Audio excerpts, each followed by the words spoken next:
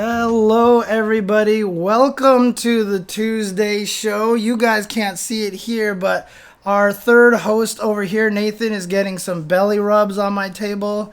And then I am also here with Mr. Ultra David. How you doing? I'm doing great. It's great to be over here again. You know, it's always nice to take a little bit of time off of my own apartment. I feel like I spend so much time there these days. So, you know, I really enjoy the ride over to your apartment where I'm driving through the actual human reality outside in the world. And eventually, after I've done that for a while, I end up at your place in real life, which is where I am. Exactly. And hello, Nathan. Oh, hello. Nathan, right here. And big boy. David is a little shrunken over here. I'm gonna have to. It's very large to me today. I don't know what happened. Yeah, let me tweak. He's been eating too much, James. Oh man. So, all right, here's what we're going to do today. We're going to talk about Granblue Fantasy Versus because there's new stuff. We'll talk about Zooey. We'll talk about the patch. We also have a special guest today who will come in with an air horn now.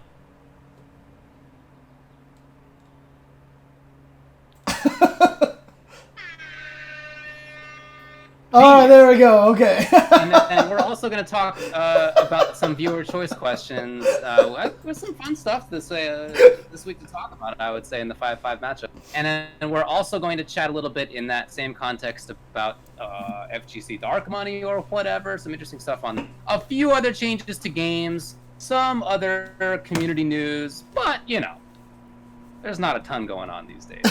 Everybody is well aware. So, I mean, weirdly enough, there's actually kind of a lot going on, but just like nothing major, nothing. Maybe not fighting game. Yeah. Stuff Yeah. No, this is of course one of the most important periods in world history, at least in modern times. But for fighting games, the last few weeks have not been super news heavy. So anyway, we're gonna get into something that did happen, and that is above me in Granblue Fantasy Versus. Yes, so Granblue Fantasy Versus, everybody's been waiting for this April patch because it was supposedly going to do a lot of balancing stuff and, you know, a lot of people kind of... The tiers have been forming pretty solidly in Granblue Fantasy Versus, so a lot of people were looking forward to see what kind of...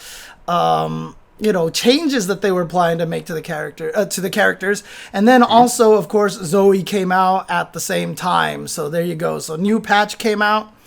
And definitely they've done some nerfing to some of the strong characters. But surprisingly, it didn't feel like they went overboard. You know what I mean? Okay. So, which is good. Things like Catalina's towards heavy punch, obviously a lot more easily whiff punished. Fairy, for example, her crouching D and her 5M were nerfed so that they weren't as oppressive as they were before. And then Loane got nothing. I heard he got nerfed. Is that right? I'm not saying that on Twitter. I'm not sure exactly if he was nerfed or not, but I looked at the notes and it's just you read it and there's like barely, and there's it's like so insignificant that it just might as well have been a nerf. So okay, yeah, I honestly, and maybe this is something we could even talk about one of these days, but it really does feel like they're balancing for lore more than for competitiveness for that character in particular. However, the thing about it is they don't have to balance it for lore because every time he wins, it's an imagination. So, you know, in his imagination, he should be super extra powerful. So even if he was top tier, that would make the joke even more funny that, you know, it turns out that they didn't actually beat anybody. So yeah. So you don't think that he's worse? Like overall, I mean, like I said, himself, he's not worse. Okay. Like I said, the changes are super minor. Like I think he can cancel the second hit of his chain now because it used to be considered airborne. But like I said, there's like 3 very small things that I didn't feel like were particularly significant. So I see. What about the rest of the cast? Again, since I haven't messed with a lot of the characters as much as I've messed with Loane, it seems like from the ear to the social medias that a lot of the people are saying that the patch is pretty good so far. I think people are just largely happy that Fairy got nerfed. You know, her 2D clashes with a lot of things a lot more. That's the sweep, right? 2D. Yeah, the sweep. Her standing medium, the really super like half screen whip. Like she can't do two of them in a row. It gets hit a lot easier. I think some characters at closer range can punish it. So it's not as powerful as it used to be. So they didn't nerf her EXDP.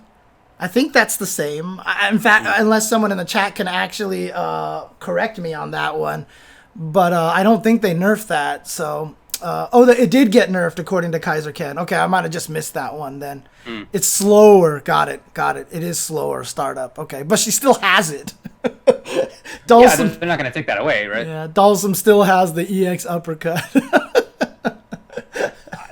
I mean, I didn't end up playing that game really, but if there was going to be a reason for me to play that game, it was basically to play Fairy, because she seems like, yeah, what if Dulcim had a DP? That sounds great. That's been a fantasy of mine forever. Yeah, but... wow. Oh, dang. That's the official Ajax announcement I want everybody to know. I brought him with me. I just want to be clear that when I took him in the car with me, don't worry, everybody, I made sure to put him in the cat carrier. I made sure that it was nicely belted in. You know, I got to make sure that as he shuts down important parts of my stream. Oh no! Anyway, it's all totally fine. Kotaku article part 2. Alright, well. Oh my god, your cat is gigantic. Yeah, we are definitely having a cat battle here on stream today. So. Yeah, well, you know what? I'm happy that they're getting along as well as they are. It's almost like they don't even notice each other. Oh, man. But yeah, also, of course, coming with the patch was the new character in Zooey. And character seems really cool so far. It seems like she's going to have a lot of good tech to discover and a lot of stuff to figure out. In case you're not aware of exactly what her mechanic is she's kind of like a puppet light character.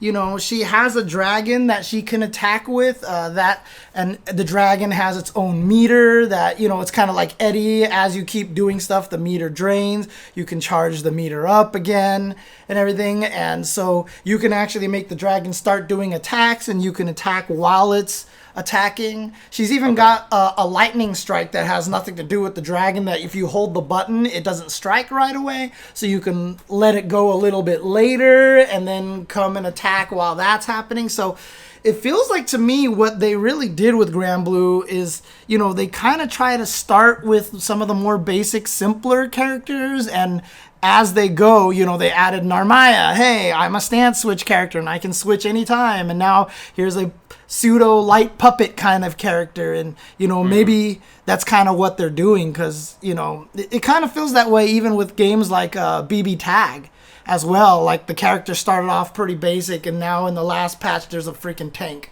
Right? So okay, all right. Yeah. And I think that's right. I think they're doing a good job. And honestly, I think that's kind of one of the reasons why Lowain does kind of remain a little bit low tier, because he is kind of wacky. And if he did get better, I think people would get a lot more angry. And, you know, especially with like Yggdrasil just completely decimating people who aren't aware of how to handle it yet.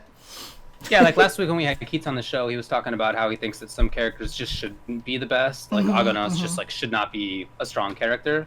Not that he should suck, right? But like that he shouldn't be one of the better characters in the game just because he's so weird and frustrating to play against. That kind of your take on Lowain? Yeah. Basically, yeah. He would be one of those characters that if he was too strong, like if you couldn't hit all of his friends, you would basically be locked down the entire time. And then he'd call Yggdrasil and then just destroy you with unblockables. And then he would eat food and gain all his health back. And then you would just be like, I hate this, and just like leave. That sounds pretty awesome to me, but fair enough. Hey, that's why I picked him, because when they showed up, remember when Jason showed up on the show and we got to test him, I was like, dude, I just want to launch missiles and eat food all day, and then it just didn't kind of pan out. So, oh man. So, any thoughts on strength of Zooey, or is that just too early? I mean, I don't think I could do a proper assessment. I've seen some people say that they think. I saw someone refer to the fact that people are saying that Zooey might not have good neutral, but then I think it might have been Ricky who was like, "You guys are crazy. Zooey seems to have great neutral." I think a bunch of other people were saying that Zooey feels like a pretty strong character right now, but time will tell if the dragon lockdowns get even stronger. I mean, there's a clip of Goichi getting a perfect on somebody online with dragon lockdowns, but the guy literally just didn't low block half the time, So yeah, I bet there's a clip of Goichi getting a perfect on somebody without dragon lockdowns too. Right? Yeah, exactly. Goichi. So far, it seems like she's going to be a strong character. She actually, I mean, just from what I mess with her a little bit, there's a lot of appeal, I think, to trying this character because she feels very different. It feels like, when Granblue Fantasy Versus first came out, characters like Matera and Fairy looked like that they had good kind of tech stuff that you can go into the lab and research and find these lockdown patterns and stuff. But then there was Gran, who was just like you just jump at people with a foot and they die.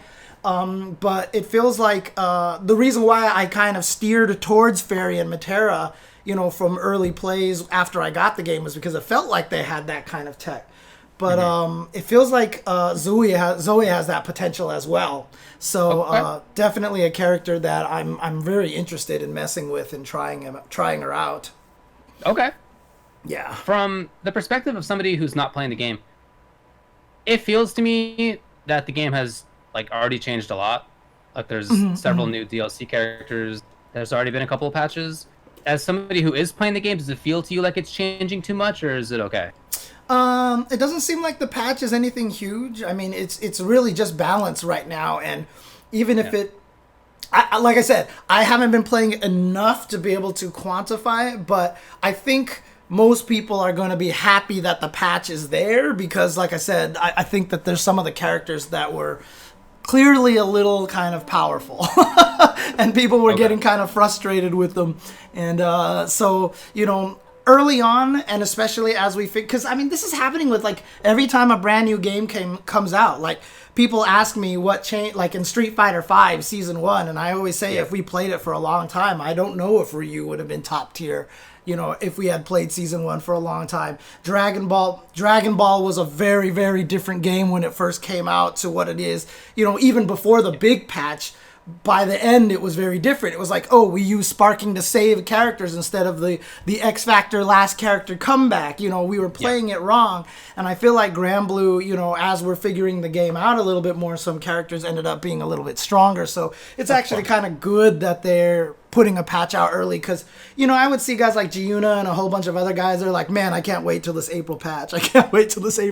Yeah. Right. So, I mean, what I heard about it was from people who were talking about it as if they were hoping it was going to change a lot. And then when it didn't change as much, I think that's when I at least heard from some people on Twitter that they felt that it wasn't what the game needed. Oh, really? Oh, okay. I haven't seen that sentiment yet. Okay, I might have just missed that, to be honest with you. So I don't know. Maybe I'm just following negative people. I don't know. Dude, it's weird how that happens, though, right? But that's such an indication of how social media works. Just depending on which ones jump on your timeline, you get a kind of a different perspective on things. It's it's a very interesting observation to have, and makes it so that you have to be very warned about, seeing what the trends are, because that's the most dangerous thing about Twitter, right? Is the echo chamber potential of it. So sure, yeah. Yeah. Okay. So according to High Fight, who has been, keeping track with the game a little bit, he says that the patch has better balance. It's just not new stuff to play with. And I guess that's kind of what I was expecting. Okay. Maybe other people were expecting more, crazy changes or something, but I don't know. Yeah, I mean, certainly my preference as somebody who, when I'm picking up a game, I would rather that it not change a lot. I'm okay with there being DLC. Again, I feel like 5 new characters in 2 months is maybe more than I would want. It's a lot. I don't know. Yeah, but on the other hand, it didn't ship with a very large roster after all. Right, exactly. Yeah. So. Yeah, no, I I'm not saying that I would have expected or wanted there to be a big revamp, but I think I was following people who were expecting that, and it doesn't seem to have happened. Yeah. That's cool for me. Like, if I were somebody playing it, I don't think I would want big changes. And to be honest with you, since the game is kind of new and like you said, the roster was small, I feel like adding 5 characters in 2 months is more just fleshing out almost kind of like what the game should have started with a little bit more. And the game is still brand new enough that I don't feel like, you can jump to those new characters and not feel like you're like, let's say the world tours were going on right now. That we weren't all quarantined or whatever like that. I feel like the characters are coming out so early enough in the game that we don't know the game well enough that you could have jumped to Sori's or Zooey or somebody, right now and still be prepared by the end of the year for the World Tour Finals because the game is still so brand new. I guess that does make sense. Yeah, certainly in Street Fighter at least, characters that came out later in each year weren't actually picked up by the pros for the most part anyway until the following year, or in some cases like 2 years later. Right. So that's true. So all right, I don't think it's too bad right now. So and like I said, I feel like they're adding a lot of the kind of more interesting characters here, like crazier characters. Like Soares doesn't even have, his super skybound unless he activates, like he has to go into a mode and then he can activate it, so, you can't just hit someone with it directly. He's got interesting unblockable setups. I don't know how much he's changed in the patch because to be honest with you, I only mess with him a tiny bit, but I just feel like they're coming out with a lot of really interesting designs right now. Narmaya was a huge shock to me when she first dropped because I was like, wow, I didn't think they would put this kind of complex stance switch character. It's more like Gen was, where as long as you hit the stance switch button, even if you're in the middle of something, she would end into another stance, and that surprised me that they were willing to put that kind of character in there. But again, good indication to me that they are willing to kind of go nuts with this game at some point in time. So we'll see how it keeps going. All right, man. Anything else to say about it? No, not right now. Like I said, just we'll have to see how people react as the weeks go by here. Makes sense to me. All right, then. Well, in that case, you want to move on to the next thing? I mean, only if we have an air horn to announce the next thing that's coming. He had his button on the finger. That was rollback netcode that time, okay? Yes, it was. That's what that was rollback netcode. It was mental rollback. All right. Anyway, do you have him on screen? You should probably do the intro because you'll know when he's on screen. Oh, there we go. Welcome. I see him here. Welcome to the Ultra Chen Tuesday show to Mr. Super Joe Munday. How are you doing? Hey, what's happening? Bringing the air horn energy. What's going on? It's Tuesday. Hey, buddy. Or is it Wednesday? I have no idea anymore. I haven't been outside in weeks. Well, neither have I showered. Does it show on screen? Can you see that? As far as I know right now, it is now officially the Monday show instead of the Tuesday show because we have Joe Munday here. Okay.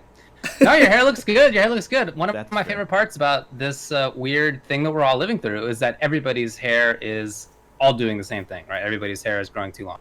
The very day that I live in Pittsburgh, whenever they decided everything is closed except essential businesses, was the day that I had a scheduled appointment. There's only one lady who can take care of this mop, and it's Allie, and she knows how to work it. Okay. It's the only person I trust. So did you miss the appointment then? I missed it because it was the day. Yeah. I couldn't, and she was like, "I'm sorry, I can't." So when's the last time you got it cut? It was whenever this started. It was about.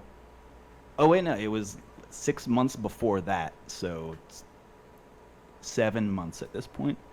Okay. My split ends are. Sorry, guys. I'm gonna do with something. With long hair, that's an.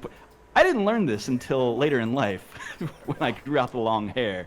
Is that that's kind of a long time to have it does like a frizz out thing that is not. It's not a good look. That's happening back here right now. I haven't had the haircut since November. That was my last time because I had a similar story where I was planning to get my haircut in the week without everything shut down. It was the week after Final Combat, the last Mortal Kombat, the last tournament that I did, and that's when everything blew up. So I haven't had one since November, and I think it's kind of fun to like look at everybody's terrible hair, including my own. That's why. So I just my brother had his wife cut his hair. My dad had his wife cut his hair, or my mom cut his hair, I guess is the technical term there.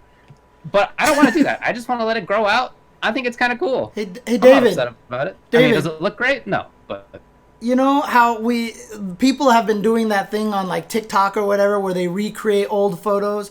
I need you to recreate that old mullet photo once the hair starts growing out a little bit more. Get the tank top, get the can of beer or whatever, just like, I need you to recreate Business that. David up front, party David in the back. what a time in my life it was to By go the from way- having long hair that was down to my shoulders to then my friends and I in college were going to go to spring break. So I wanted to get my hair cut cool and short for spring break purposes, right? I wanted to look like a cool guy, as you do in college. And so in between, I decided that this is my one chance in life to get a mullet.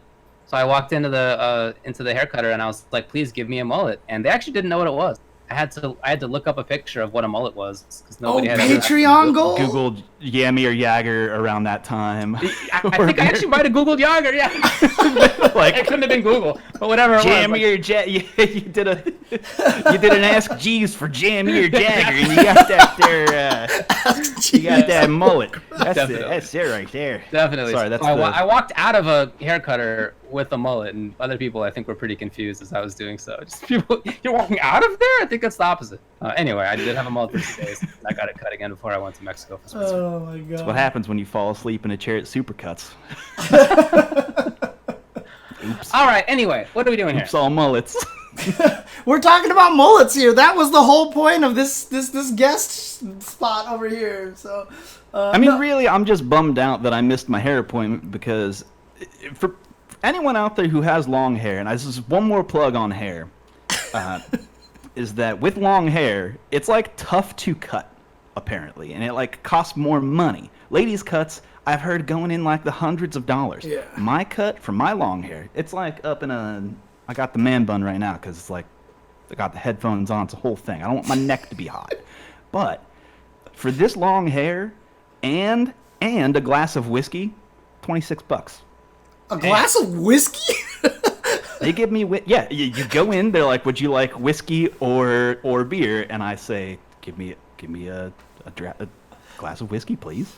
And I drink the whiskey, and then I get the haircut. She does straight razor. Wow. It's a whole thing. I tell $28. Alec takes care of me.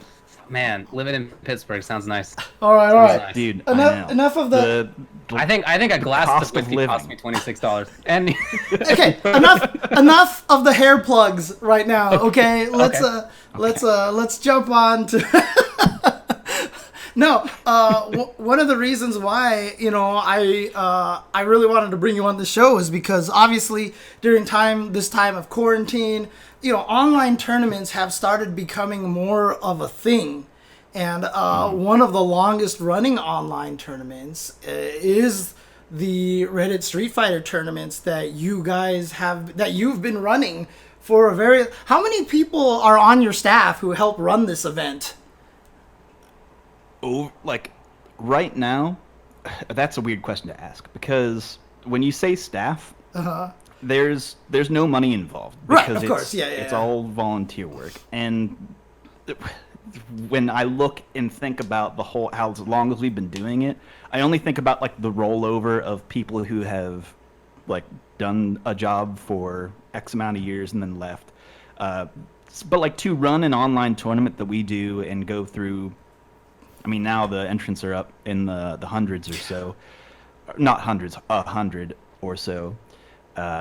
There's really only a need for a TO that can run a bracket, someone to run the stream and commentate, and then another commentator. It is easier to do with more commentators because of the nature of online tournaments, but kind of getting ahead of myself there. But shout outs to Axio, who's currently our like resident, like right now TO who runs the brackets. He's been doing a great job at that. But I kind of also want to give a shout out to like the people who run. So if people who are coming into this, I have no idea what's going on. On Monday nights, we actually run 2 tournaments. One for the East Coast, double elimination, and then there's another tournament that starts an hour later. That's a round robin. So that's like for people who go 0-2 that just want to get more sets in, or just anyone who wants to come in and run sets, because that's what you would do at a local. You don't just show up, compete, and leave. You would show up, compete, and then stick around and play more sets. So it makes sense to have 2 tournaments. So wait, and hang on. Ragmuffin's been doing work for that, and Shadow Ace has been providing commentary for that as well, and they've been doing a really good job of promoting that themselves, which is just, I don't know, it's but like they're also not the first people to handle that. So like I have to go back to like Slugbug or even Nogoremi back in the day when he used to run it, or Vampire in a Box, for example. Like he's even in the chat I saw. So it's like there's a ton of people who've done really good work over the years that like I said, it's like an amorphous thing when you talk about staff, which is kind of the FGC in general, but I don't know. Actually, if you don't mind me asking here, so that means they run this little extra round robin while the tournament is still going, almost to kind of simulate like people playing on the pool stations and stuff at events then, right? Okay, gotcha.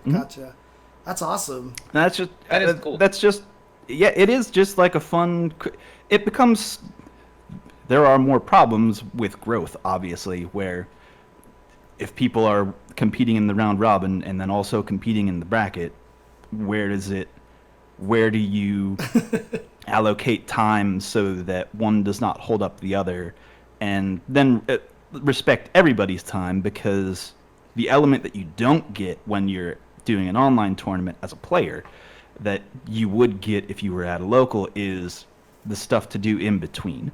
So like people who are waiting in winners finals, they might sit, if you're in grand finals, who knows how long losers semis and losers finals is going to take. You might be sitting for a while. So it's like, how do you respect everybody's time?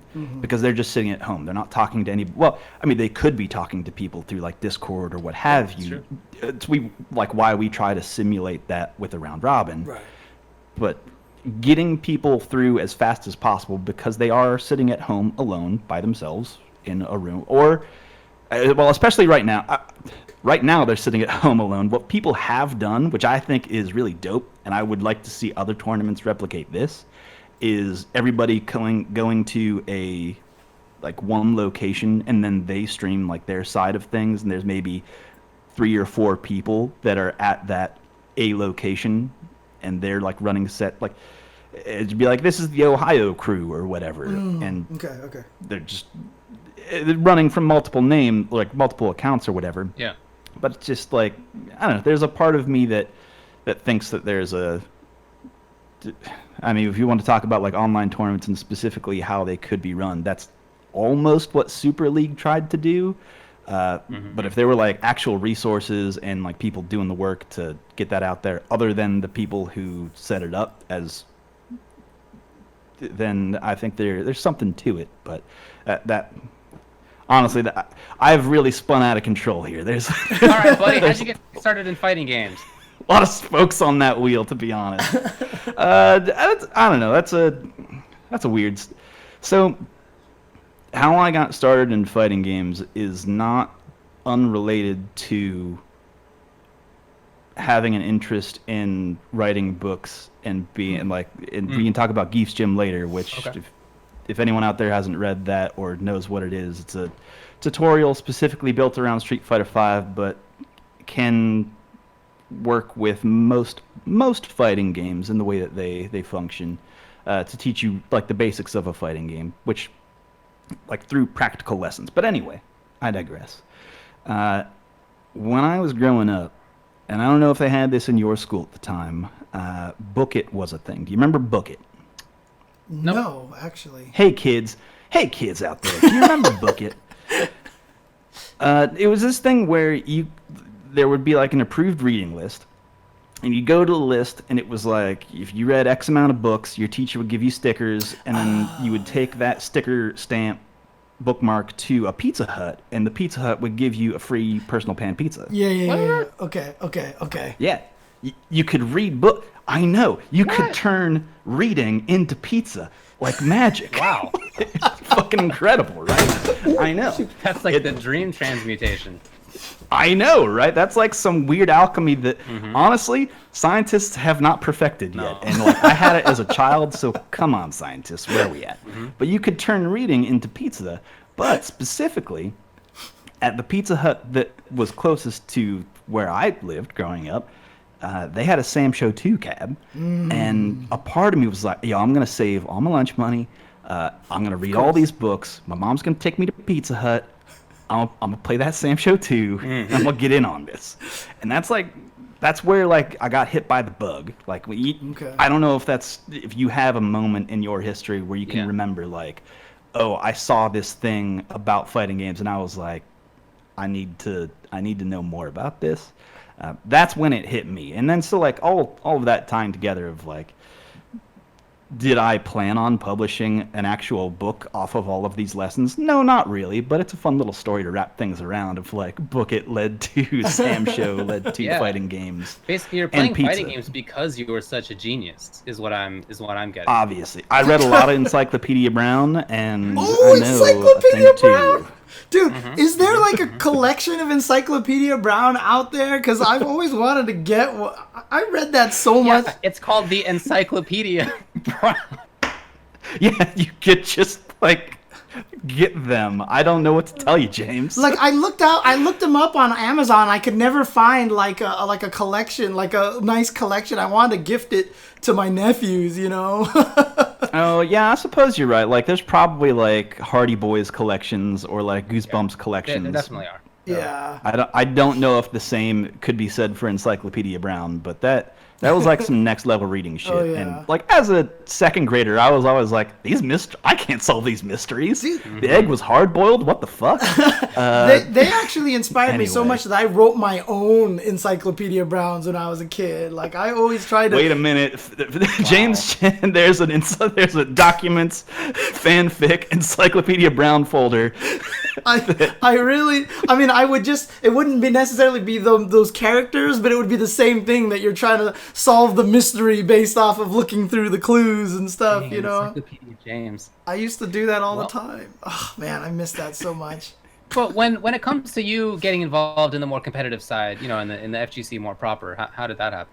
That really didn't start until StreetFighter 4. I feel like a lot of people, that's mostly their story, how that there was that renaissance of fighting games where things are coming back. I wasn't away from fighting games entirely, but I wasn't in the community. I wasn't in the scene. Of course. Like, that's why like I have fond memories of Bo Rai Cho. Fuck off, everybody. Bo Rai Cho is the best. But what exists like prior to Street Fighter 4, you know, or like Guilty Gear and stuff like that before it became what it is today. But man, fucking Strive looks so good. This is an aside. Very game. Dude, Strive Faust, it looks beautiful. Yeah, we were saying last week that his 2/ where he comes out of his own butt is one of the coolest normals in fighting game history. It's just what they do with that character is just mind blowing. It's fantastic. I see someone in the chat saying a choose your own adventure, which an aside into Geef's Gym, which is the book art. There's actually a choose your own adventure, like text adventure for Geef's Gym. I'll find the link eventually. It's out there, and you can go through it anyway. So how did it get from the point of you sort of getting involved in the community more in SF4 to being? Right.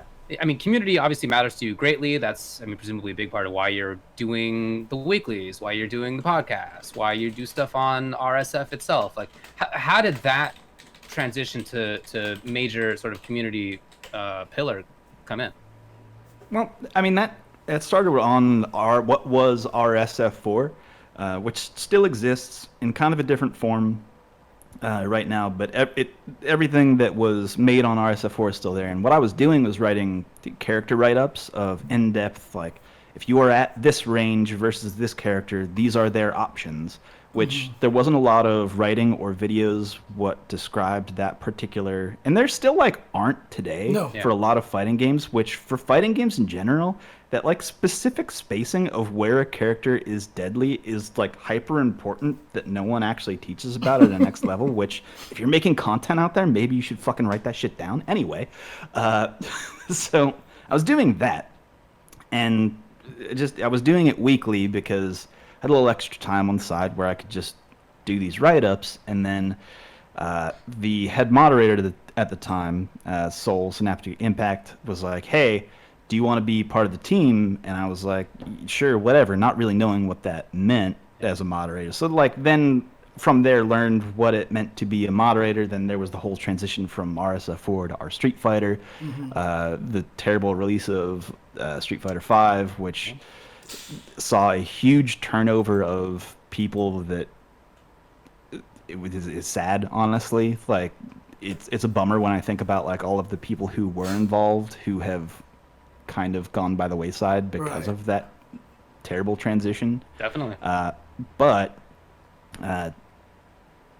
all said and done, he handed me the keys, and then the team right now is what it is. I kind of lead things up over there, but it's all ruled by, we all talk about decisions as all the moderators over there. So like anything that happens is like a group like we have discussions about all this stuff. There's anytime anything comes up of like how should this be run, or how should we deal with X or Y, it's always through community. But I mean, that's kind of how I landed in this position. But in terms of running the online local, that actually started of just people wanting to run casuals. And it was like, okay, well, we ran one lobby, and dude who went by the name of Taco ran the stream. And then it came to a point where it was like, okay, there's too many people who want to show up. Now we actually needed to run 2 streams with 2 lobbies.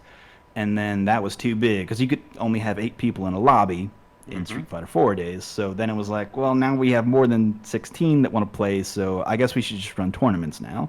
And all kind of like snowballed from there, and that was about 7-ish years ago, and we haven't missed a week since, honestly. Dude, you know what the crazy... That's such a cool organic FGC story. I feel like James and I have like the same stories, really. Like I got started sort of breaking stuff down on Shoryuken in the early 2000s. I did exactly what you were just talking about, where I would be like, here's what you should be doing, and then I would like look at videos and be like, if you look at, minute 3 and this player makes this choice, here's why, like all that exact kind of breakdown.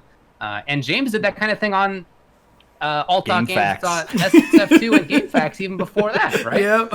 That's always my long running joke, which I don't know if I've told it to James out loud, but like anytime that anyone comes to our Street Fighter and is like, what's the best way to learn Street Fighter 2 or any of like the older games, I'm always like, there's a James Chen GameFAQ that you can find. That's where you're gonna find the information. Seriously, go there. I used to use it too before I knew that it was pronounced jchensor and not jchensor. jchensor. Nobody knew that back in the day. Dude, that's the first thing that... I mean, it was like Saved by the Bell era. You have JC Slater. These are the only things that you can base it off. I mean, not like... even a joke. That's honestly, one of the first things Mike Ross ever said to me was that he thought I was JC Hensor.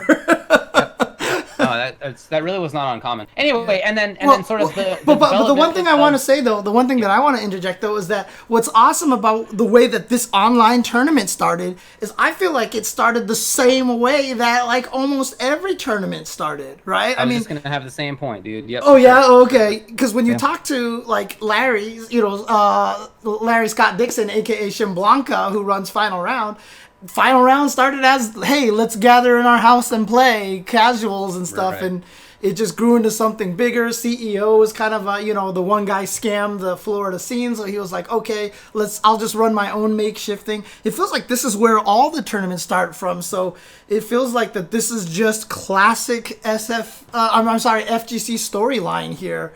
Yeah, like think about Wednesday Night Fight starting up, right? It was in some dude's garage. Yep. Eventually, Alex and the rest of Level Up Crew were like, oh, like, let's start streaming this. The stream started out with 50 people watching. Like, at no point was there the thought that, we're going to make like a regular weekly tournament that's going to get 100 people turning out to it. No, it just completely, each step was its own new decision, and there was no like larger thinking until pretty far down the road. And I feel like that's the story of the FGC in general, and probably many grassroots communities, but it sounds like it's the same for you.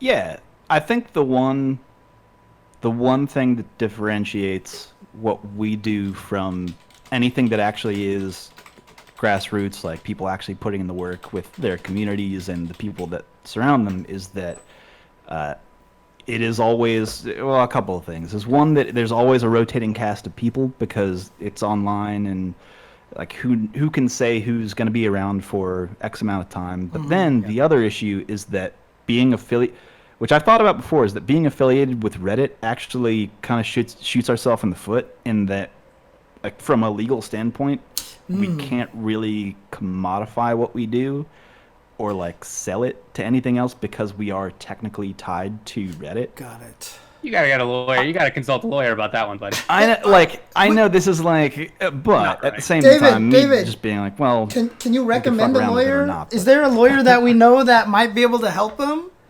Does anybody in the chat know of any lawyers out there? If you were to just call it RSF, you're fine. Well, that is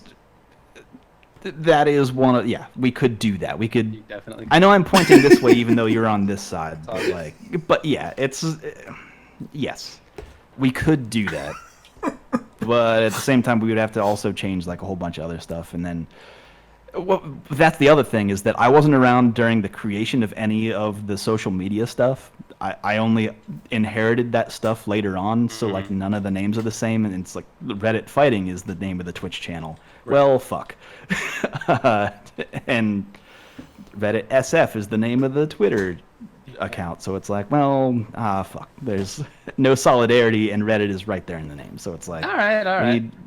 I know, like, but I didn't come to this until much later, so I'm like having to solve problems that are us growing out of our own pants here. Honestly. Totally. Look, I mean, I've been there. I know James has been there. Basically, the whole FGC has been there, right? Like, you're not planning stuff. Things happen, and then it's bigger than you expected, and now you're like, whoa, look at this weird situation I find myself in. So I definitely understand that. But at the same time, there's a part of me that kind of likes the like not being, I don't know, just being fast and loose with it, like, because we don't have, like, there's no money involved. Well, there kind of is money involved now, but that's just like through people that are trying to have fun with it, which has been the most fun to me. When people, like, for example, recently, Rushdown V2. I don't know if you've talked about Rushdown at all, or his. No. I know him. I watch it. Yeah.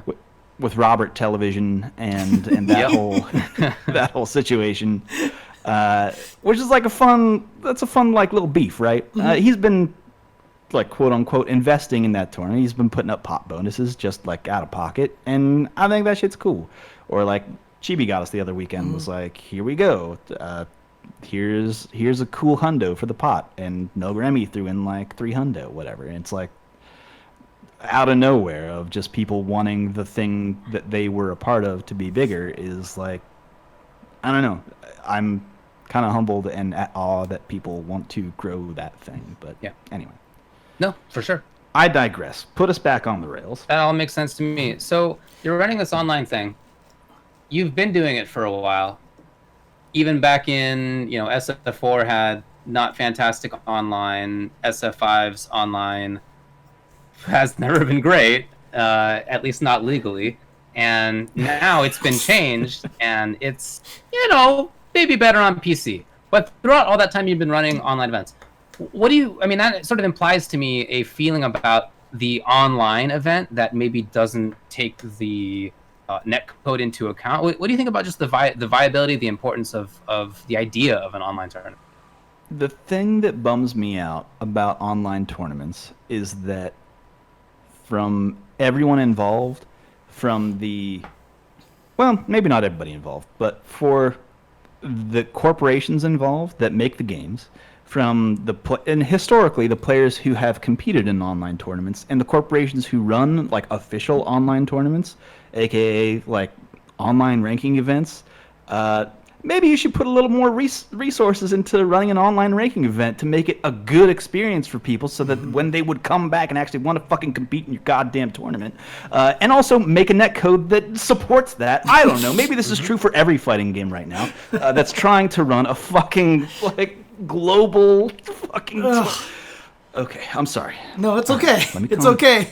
Let it out. Let it out. I just get a little heated because it's one of those things where I can see the path, right? Is if the online is, even for, fuck it, dude, even back in Street Fighter 4, like, running lobbies the way we did with multiple commentators where there was no way to drop down to the back of the queue, no way to set it up, best 2 out of 3, all that stuff. We were running, even back in the day, we were running an East Coast tournament, and then immediately following that, I would stream a West Coast tournament. I would end it and then start another tournament. And I think back to, like, young Joe, and I'm like, how did you have the energy? What a fool. What a fool you were. Yeah. What a foolish human being. But yeah, like, we might look at that online experience with rose-tinted glasses, but, like, that shit ain't it. It's not. Definitely. But I mean, it's not. It's better now. I mean, speaking outside of even just the netcode issue in general, obviously, if we want to go back to netcode, because that's a huge topic and we should talk about it and yell about it a lot more. But, you know, obviously what the Reddit Street Fighter tournament has been doing is really been, you know, creating a new generation of players, right? Like Mike Too Strong, right? I mean, him, Rushdown, even himself, and, you know, all these players are really starting to step up, and I feel like you're helping create a whole new generation of, you know, strong tournament goers, because these guys have gone to offline events and done well and such. So, you know, as a person, you know, obviously the fighting game community is so full of people going, online doesn't count. Online, I mean, that's the Rushdown Rob TV beef right there, all in a nutshell, right? But for you who has been running these tournaments for so long, does that change your perspective on that? Do you feel like that means then that online, even with subpar netcode, is still good enough to generate this, you know, new breed of players out there? So a couple things before I answer the question is to, one, recognize the communities that those players come from. Like all of the, like Mike Too Strong, you could, like the Michigan community, or like Neon, Georgia, Rushdown, the Florida community. Like, all of those communities are fantastic, and I want to give, like, them props. But in addition to that, what they've used the online tournament for is basically really good pool practice. Because when you go to a large tournament and you're against who knows what's coming at you. It might be someone who knows what they're doing, it might be someone who doesn't know what they're doing, and like being able to quickly read your opponent and learn a matchup and play the character first, and then start to, like, if you try to make it far in a tournament, you have to first play the character. Yes. To then understand if they're actually playing the mental game of, are they trying to play the player, and then you, like, just for, like, the longevity of being a solid tournament performer. And a lot of players have utilized our weekly of gaining matchup experience and gaining just, like, tournament experience in general. And I've heard people say that to me, like, oh, this is a great practice for this, and I've become more confident and better at making it out of pools or what have you. Or just learning matchups, because, like, where are you going to find a very strong Falk? There's only a couple in the country. Maybe you should play them online and figure that out. The other bonus to this is that you know that if there's a strong player, like if you don't play a good Zangief, Mike's in the Discord. You can just hit him up. Yeah. And anytime you have his, like, quote unquote contact info, so you can find him and run sets anytime. By the way, to interrupt you, what is the Discord so people in the chat know? I actually don't know the fucking name of it. It's just called the Online Local. Yeah, I mean, you gotta have an invitation to it, which we'll definitely put in the chat. Yeah, there's there's a short link to it, which just go to the front page of the Reddit, right? Okay. It's there somewhere. Like, it is. That's right. There's a whole bunch of information on the front page of our Street Fighter, which, like, I don't know. That's a whole other. That's how I found it. Was on reddit.com/r/StreetFighter. Yep. It's I'm heading posted there in right a bunch now. of I'm places. heading there right now, and I'll put it in the chat. So go ahead and keep going, and I'll get it in there. Okay. But anyway, from what I've heard from a lot of people is that it's good tournament experience. But something else that I want to pull out is that, man, I am still mad. I'm not over it yet. I was heated a little bit, but I've still got some embers inside of me. I got to get out here. Okay. Is that the non-committal from the companies who want to run these global tournament series, who want to have online events, and have no support for them? Because the way that I think about it is, think about the amount of money and resources that they would put towards a ranking event. Let's go back to like 2019, where there were ranking events and we were going outside. Think about the money that was involved and just like the number of people that are involved to make that show go for just a CPT event. Think about that for a ranking event. Now move that to an online event. How many resources were they actually applying to that? How much money were they throwing at those events versus a live ranking event? Are they similar? Like, not at all. Like, well, I can tell you in general, the publishers have almost no resources tied up in the ranking events itself. I mean, sometimes they give pop bonuses, but it's very small. I know, but I'm thinking about even the people who run it, right? The people who run it put in a lot of work, of course. Exactly. That's really what I'm getting at here, of thinking of what they put towards it, right? You almost have to put a similar amount. I mean, not obviously, because there's no like physical venue that you need to pay X amount of money to for whatever. The money goes different places, but you have to think about the resources in the same way of how many people do you have on staff? Like, how much effort is going towards how much pre-planning do you have to? Because you have to do way more pre-planning in an online tournament than you have to do for a live event. And considering making that experience, like, it's fucking crazy to me that in the year of our Lord 2020, it doesn't seem like any corporation who's running, any publisher who's making a game who wants to run a global tournament has thought about what makes a good player experience for an online tournament. In like Overwatch, like so many other games exist that have these like online events. That's like all of this. You could model that shit after all of that. Even though, I mean, it might not apply one for one to the FGC, but at the same time, like, it's fucking. I'm sorry. My blood pressure's up. How's that whiskey doing? It's nearly gone. Mine's already gone. I'm done.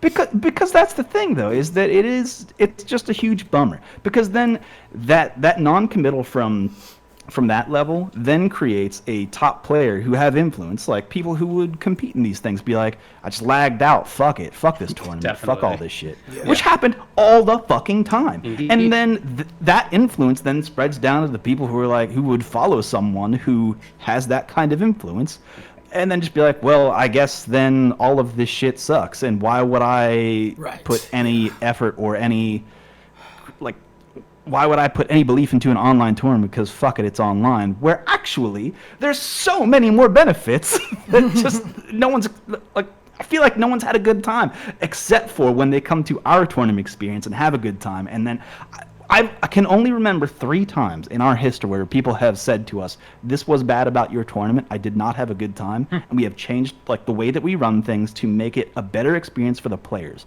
And as long as you have that player focus in mind, everybody has a good time, even though it's online, even though there's lag, even though there's bad connections.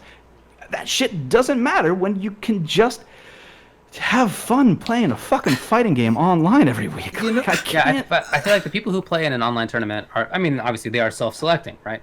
So true. The people who go there, I think, are probably more likely to be willing to accept the problems that come with that. But I think you're absolutely right that there are big benefits. So I've been playing in online locals, right, since we've all had to hide inside, both in StreetFighter and Mortal Kombat, and it's true. I mean, I have had nerves online Like I've been sitting at this my home chair back at home, not here, back at home. Right. And, Yeah. Mm-hmm. I've been Lived a sitting lie.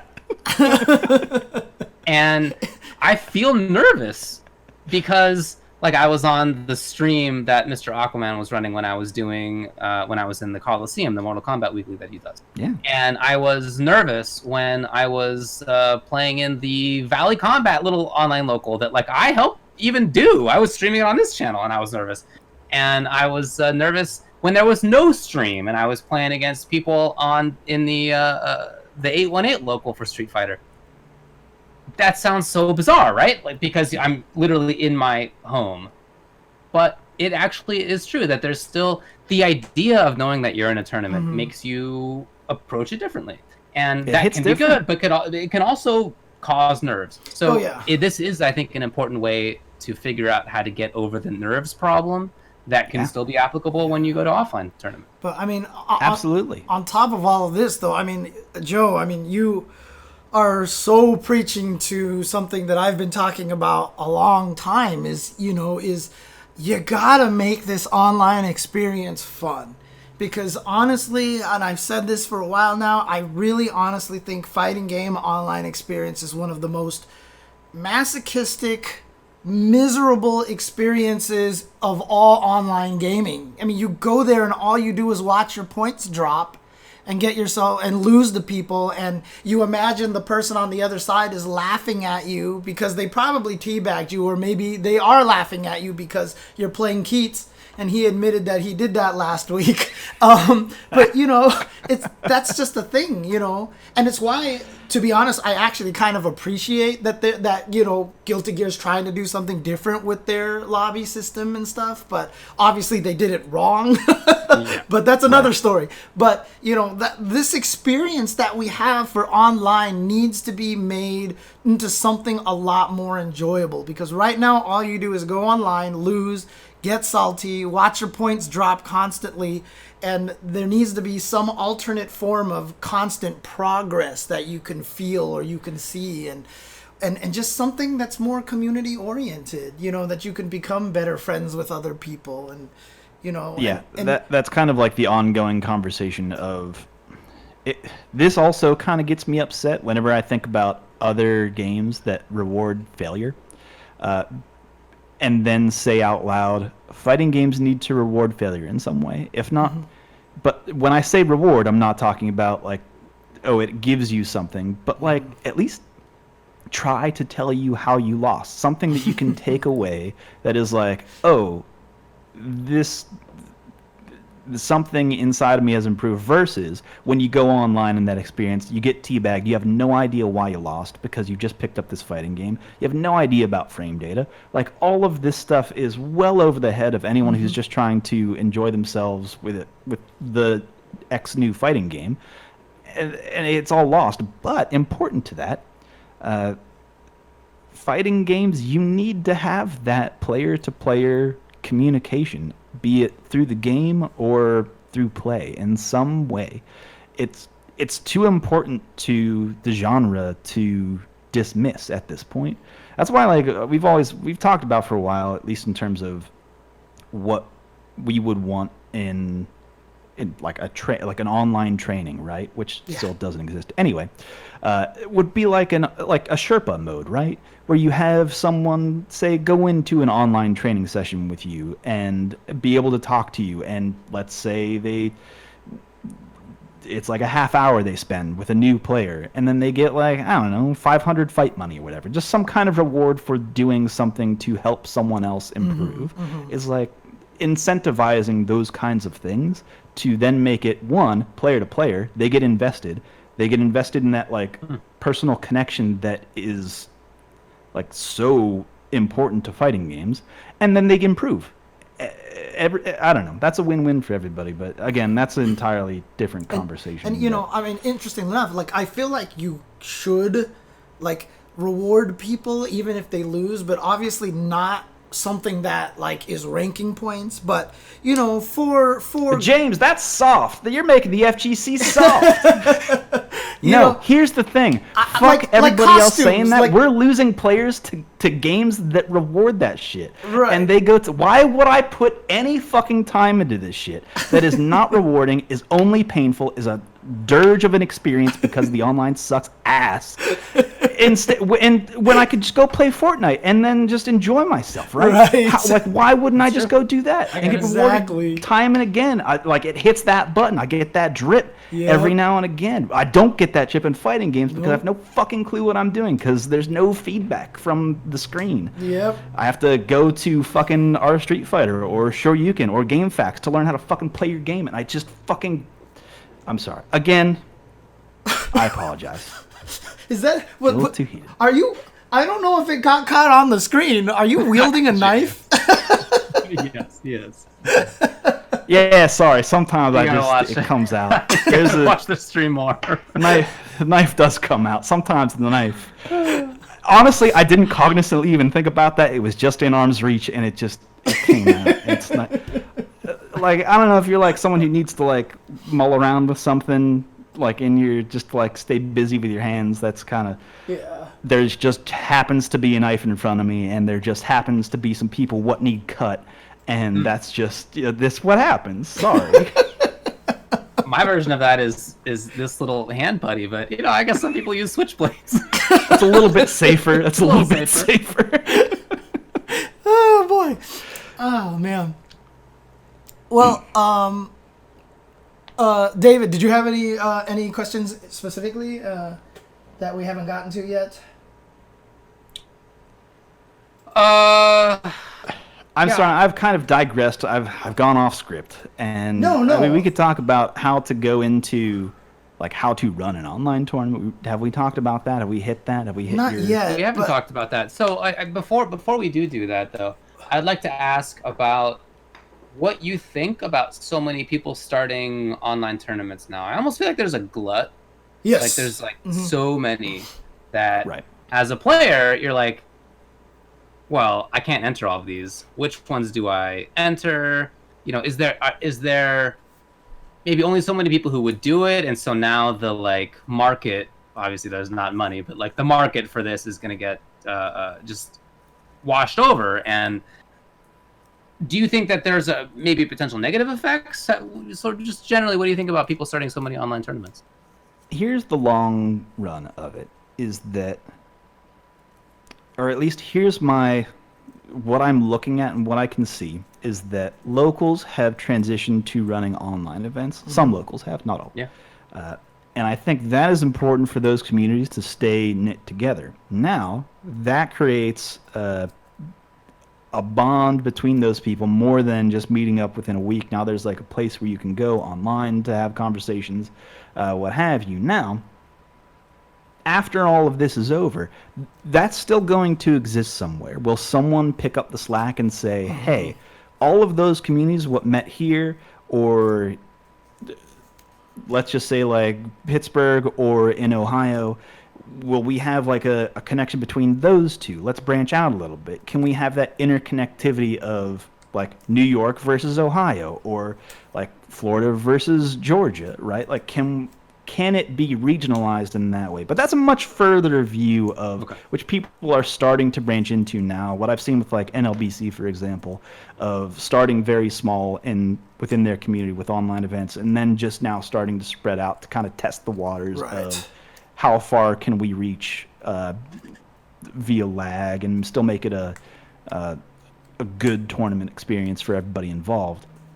But at the same time, I think it's cool that people are doing it. And to me, I don't know. I liken it to, after you've played a fighting game for so long that you just kind of know what you're doing, but you think it's like kind of hard to describe. When you start thinking about what you are actually doing in the fight or the decisions that you make, it's hard to describe to other people what you are doing. Mm-hmm. Maybe not to you guys because you've taken like a scholarly approach to teaching other players how to play. But I have seen this in other players. Like, don't fucking trust a top player in like trying to teach a beginner how to play a fighting game. Absolutely.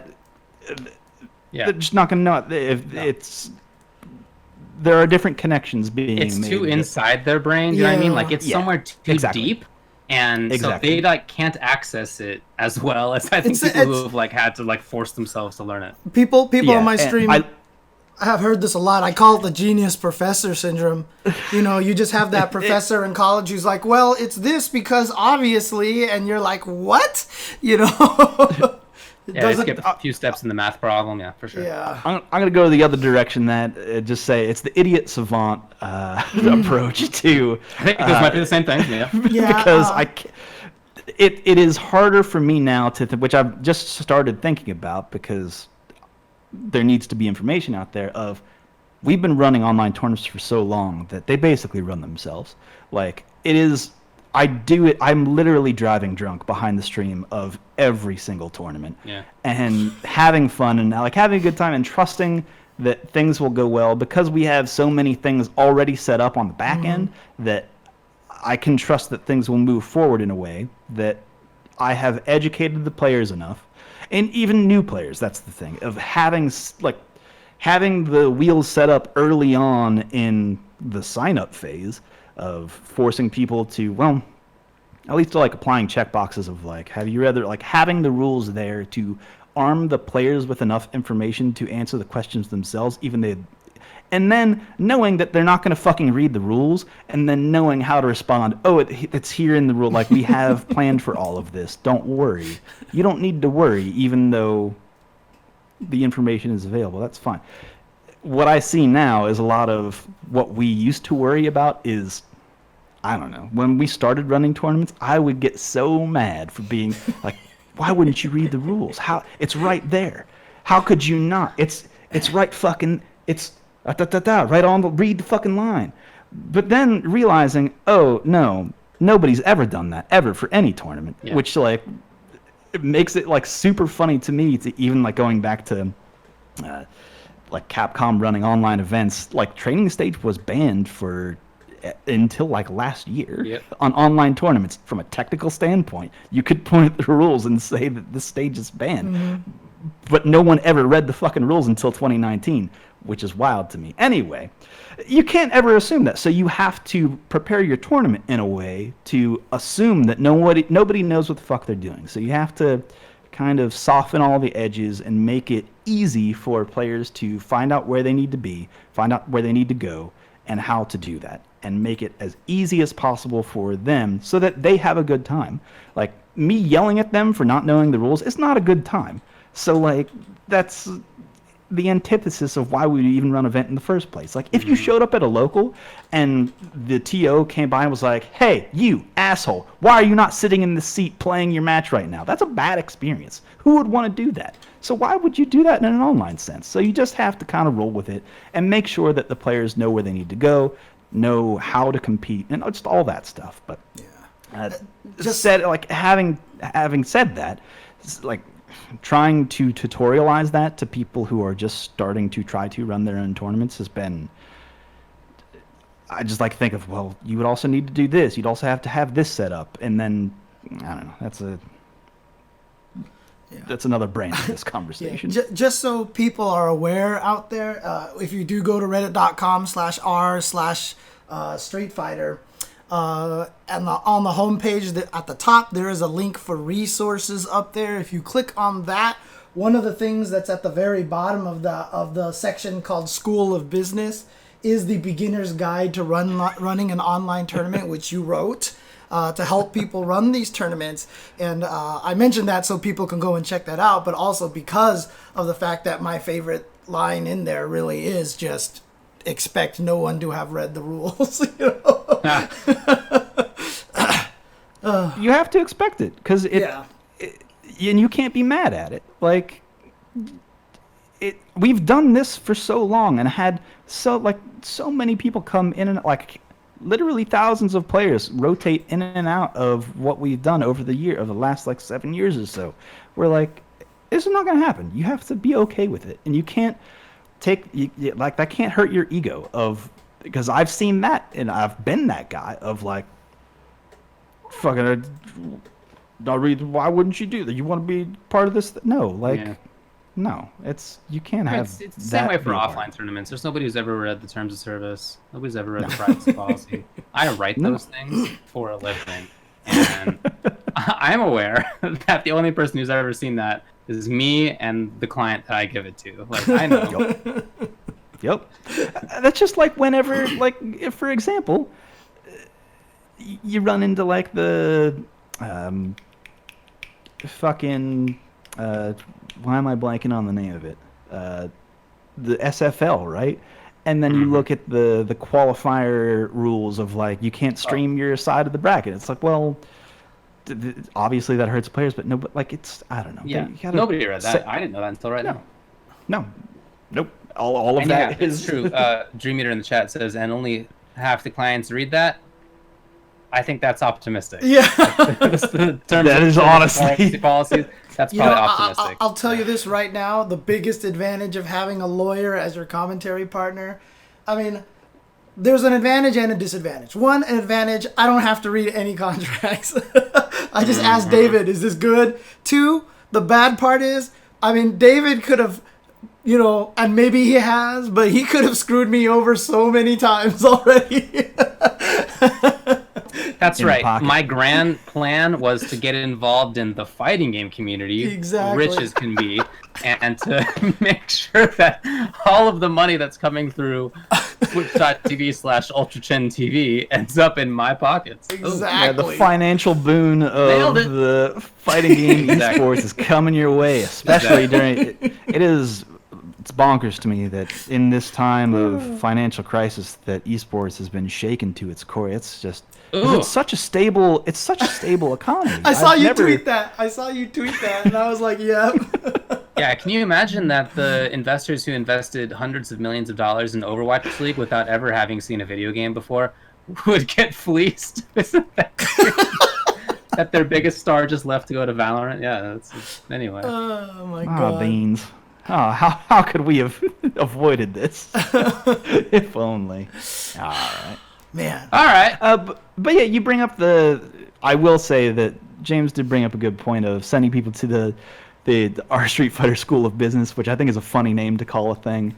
There's just a lot of information there, things that you might not think of as a player. Like just to give people even if you're idea. Running an event, there's a good way to set up like a pitch deck to potential sponsors. I mean, maybe now, maybe not now. I don't know. I don't know how to fucking advise people right now of how to go after money. Advertising is a little down right now. Just so people can see this right now, just so they know, the School of Business, player seeking sponsorship resume, event organizer seeking event funding, keeping track of locals on a global scale with the LFN, utilizing RSF to promote your local, and of course the beginner's guide to running the online tournament as well. So there you go. I think I might have another one coming soon of how to stream, because I feel like a lot of people think that it takes like a lot to put on a good stream, but really a lot of the time when they think that, they're thinking how do they make it about themselves versus how do they make a good event for everybody to enjoy,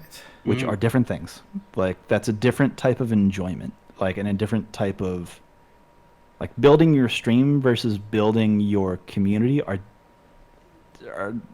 kind of different things. And how to build one versus not neglecting the other is kind of important that I think a lot of people overlook, especially when they're looking at online tournaments, where, in my opinion, it just needs to be so player forward that it can't be about anything other than the players, because that's what they are there for. So why wouldn't we highlight what they do? It's incredible that the amount of people that come out week to week, spend 4-ish hours in a free-to-enter tournament that doesn't often have a prize pool to just compete and play games and have a good time doing it and like actually do some pretty hot shit that is impressive, that is worth highlighting, and it's fun to highlight that and fun to share that among people who enjoy fight. Speaking of hot shit that people enjoy and can highlight and stuff like that, there was one question that's completely off topic that I just kind of wanted to ask you about, and I think it was you who did it, but were you the one that hit Mike Too Strong with the stand light kick into the super and Okay, there's There's a story behind that. Because I had seen him do that in our tournament. And I'm a Zangief main, okay? Yes. And Mike, reasonably wanting to do better in tournaments, has picked up Karen. Maybe not the... I think Karen's still okay in this season. Definitely a good side pick to Zangief. But he was playing Karen. This is the pre-tournament, which is really like the only time that I get to play fighting games. So I don't really play fighting games a whole lot. I just do community management, which takes way more time than actually playing games. Kind of like a joke we were talking about earlier is that if you want to, when people think that you are involved in video games, it does not actually mean playing video games. It's like the furthest, like I barely do. Anyway, I've seen Mike do this of you whiff the crouching medium punch, you buffer a 360, you do a stand light kick, you buffer another 360, and then you confirm off of that into super. And everyone blows their lid whenever that happens. It's like, oh shit, he's done this amazing thing and do a stand, which is like a cool thing to do. But me, who doesn't practice and thought, I'll just try this thing, like a never having practiced it and then doing it to his Karen, which I think he should play Zangief. It's just, it's so sweet to me just to eventually losing the round, but at the same time hitting it. The rest of the round didn't happen. It didn't matter. It doesn't matter. I'll say this hit you with the hot shit that people blow up for, and it's like, nah, fuck you. I don't even play this game. And I hit you with your own shit? Are you kidding me? Someone in the chat asked, is there a clip? And I will say, yes, there is. And if you do, put on headphones to make sure that there is no one around you with sensitive ears. Yeah, that's true. Someone will find it. Oh, it's there in the chat. Someone put it in there. It exists. It's one of my. It's one of like my favorite clips that's come out.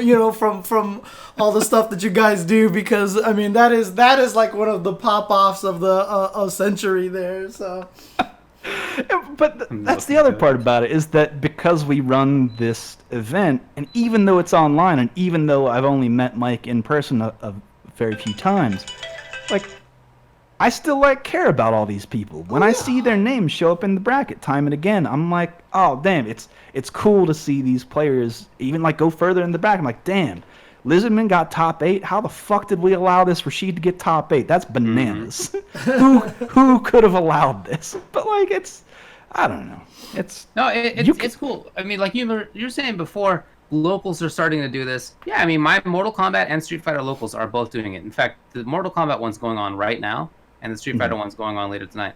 And it's, you do get to know the people involved. I mean, I had met them before because of offline play, but now, since we have Discord servers set up at this point, we're able to more often talk with each other. We can ask for games more easily than waiting once per week. Right now, we can just do it anytime on online. It's a bummer that we can't meet up offline, but yeah, I mean, we're building new and better relationships just for having these online events. Yeah, the thing, going back to teaching people how to run online tournaments, is that the infrastructure is all here to do it, to have these kinds of connections, these positive connections through fighting games. It's all there. It's just a matter of doing it and being involved. And the more you get involved, that's what fighting games are, man. It's just, you build those connections. All good stuff. Sounds good, dude.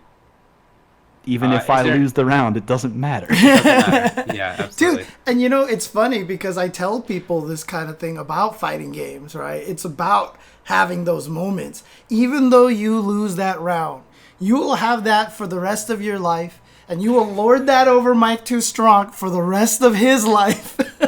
And that is where the joy of fighting games comes in. And honestly, I feel like that is something that's missing in a lot of modern fighting games. I've been talking about this a lot, but that's a perfect highlight of it right there. It's like you could have lost in a 1st to 10 set, but if you landed that on Mike Too Strong because that's his specialty, you will be able to lord that over him for the rest of your life. Well, Well, I mean, the classic example of that. That's the Daigo parry. Daigo didn't win that tournament. Yep. Yeah. Second It place. didn't. What a scrub. It didn't but, matter. You know. Right? But dang, that's like, Yep.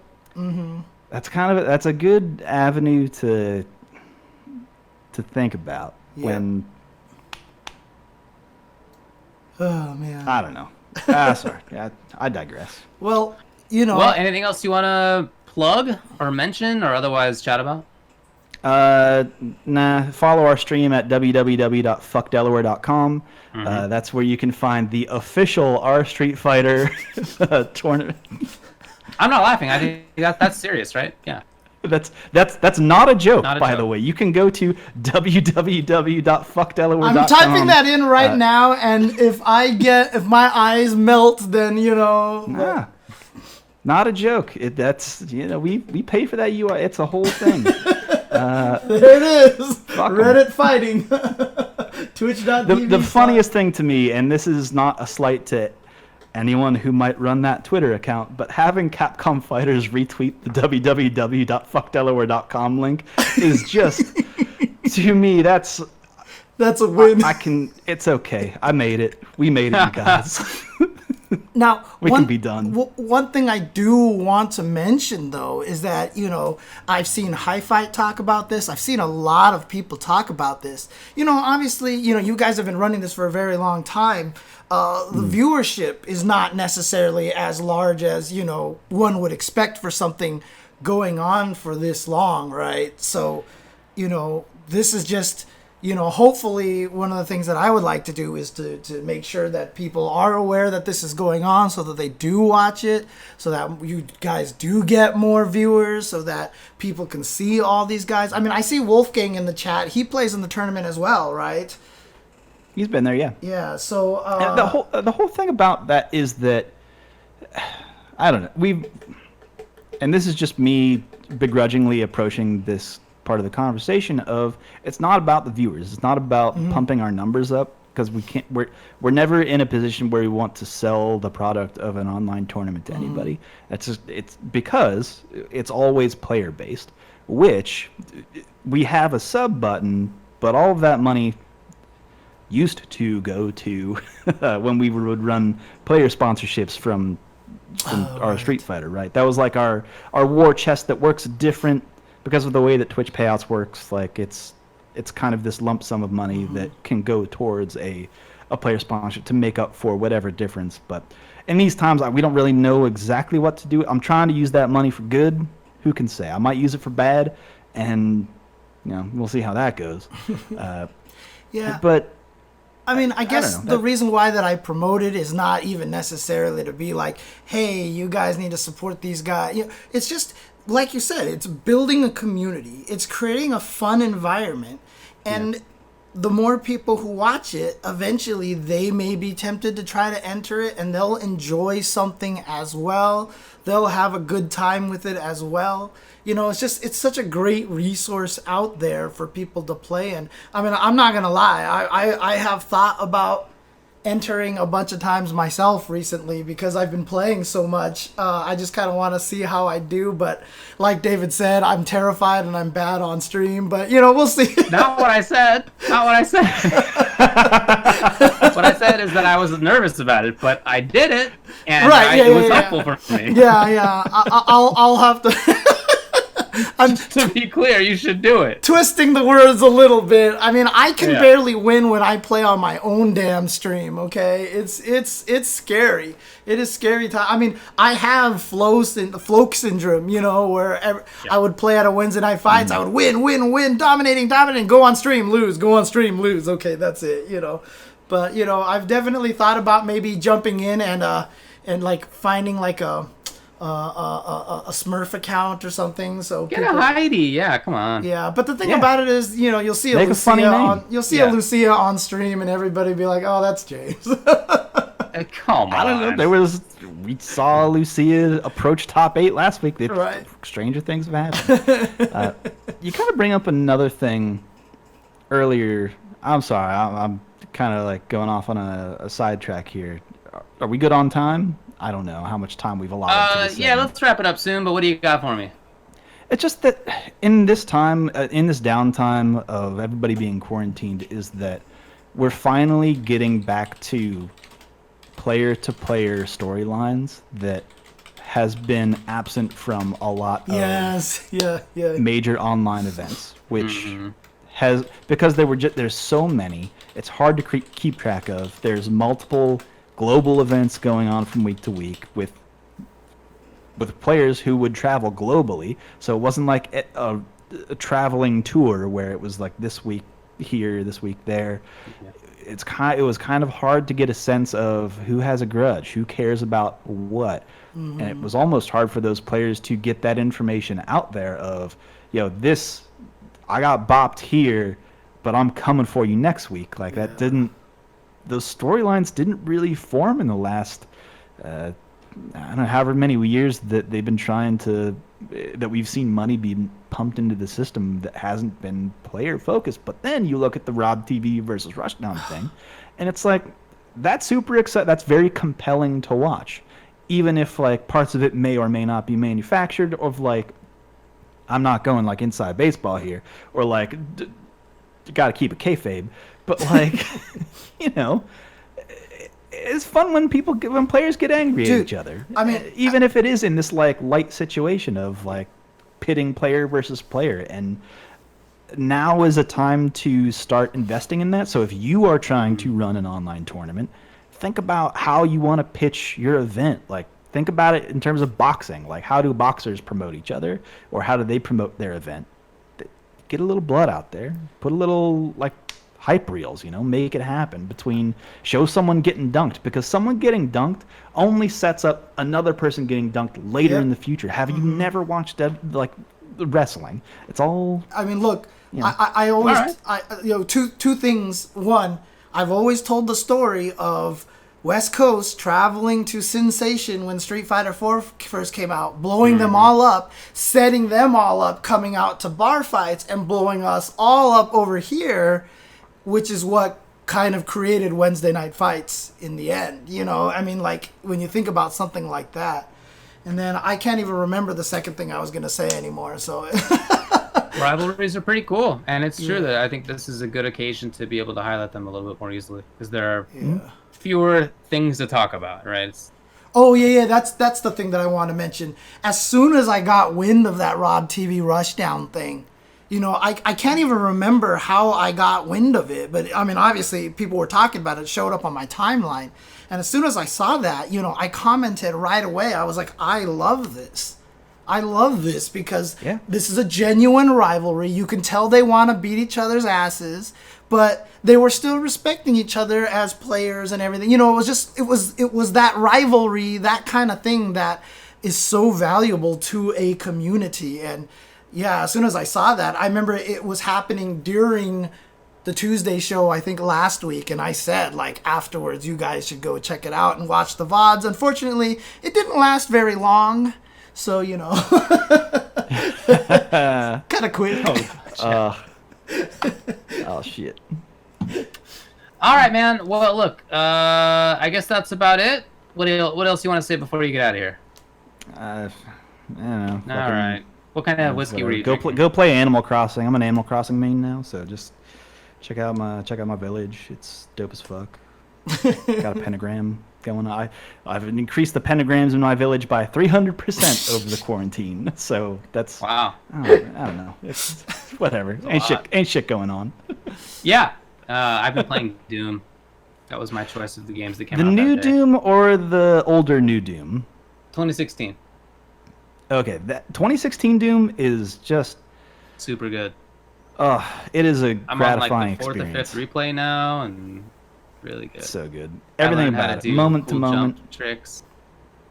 Mm-hmm. Just cool. the movement, how the sound works with it also, which is, I don't know if you guys are talking about KI today, but like, fucking, what is his name? That composer. Yes. Saying that he wasn't going to work on fighting games anymore is like... Oh, right. Mick Gordon, someone says in the chat. Mick Gordon. Yes, thank you. Yeah. No, the audio work in Killer Instinct is probably one of the best audio jobs of fighting games in the history. When you land a counter breaker, like your bones know it. Yeah. You know what I mean? Like you can feel it. It's Dude, so cool. I just love the way Spinal is just so crunchy when he moves. Like all the little skeleton noise.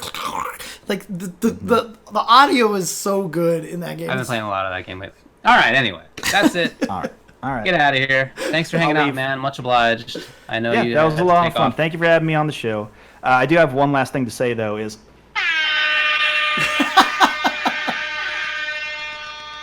got I him. broke my phone. It doesn't work anymore. And he broke his phone. It won't air horn.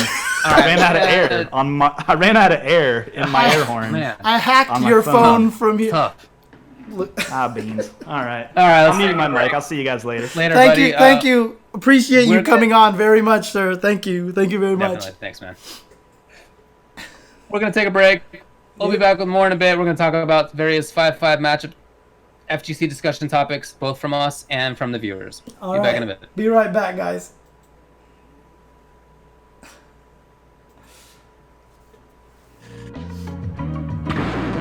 Now, find a new rival.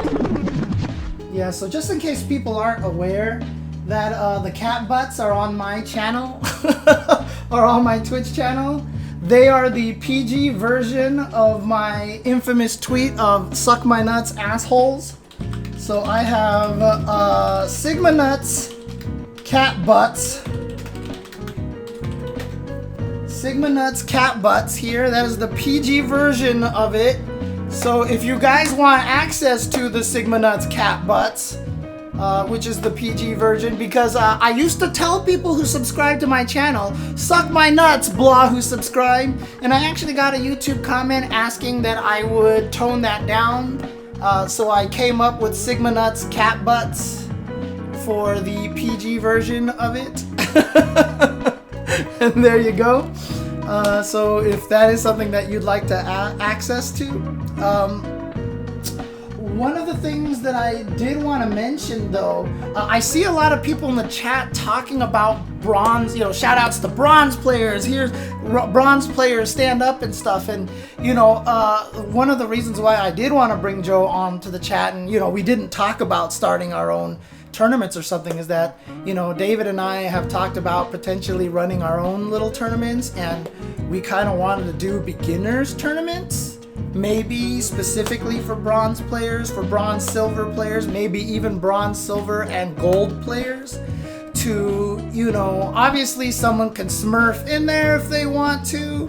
And if you really want to smurf into one of these online tournaments just to beat up on a bunch of bronze and silver players, you need to find something better to do, okay? But to have a beginner tournament like this for players out there, is that something that people would like to see?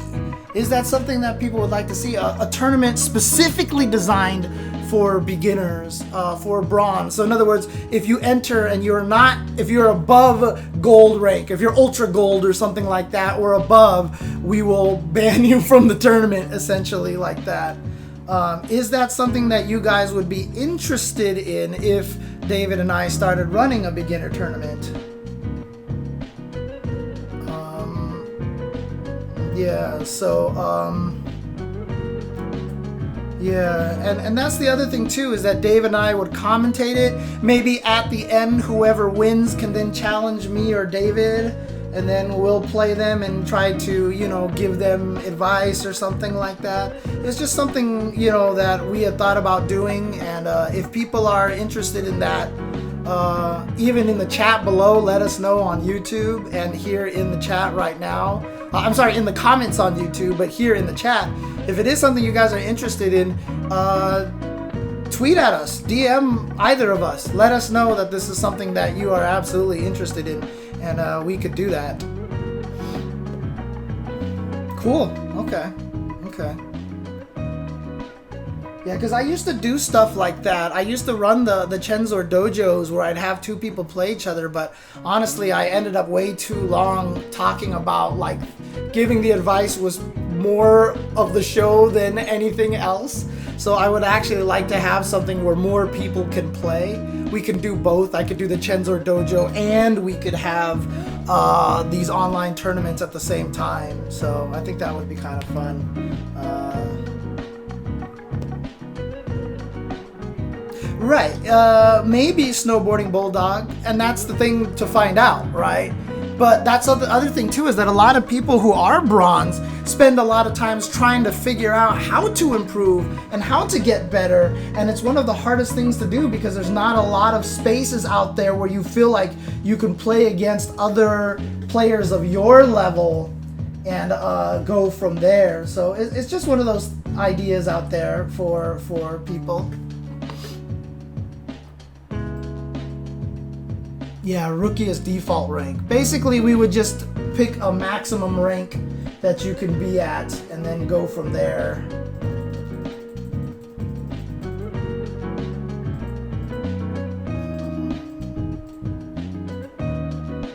Hey, you ready, James? Yeah, but now that you've sat back down, I'm trying to recapture you because the window changes on Discord. So let me change that. Let me tweak this a little bit.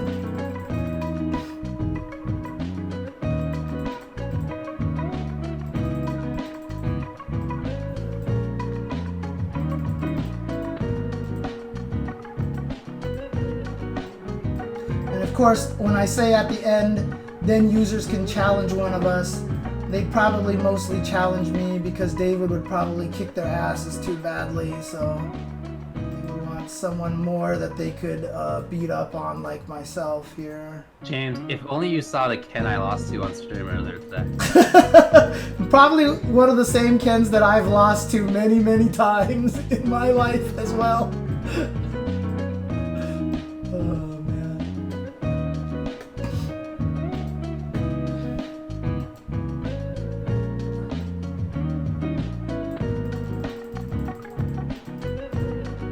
All right, we're almost ready to go, David. Alrighty. All right, let's try this. All right, let's do this. Coming right back, guys.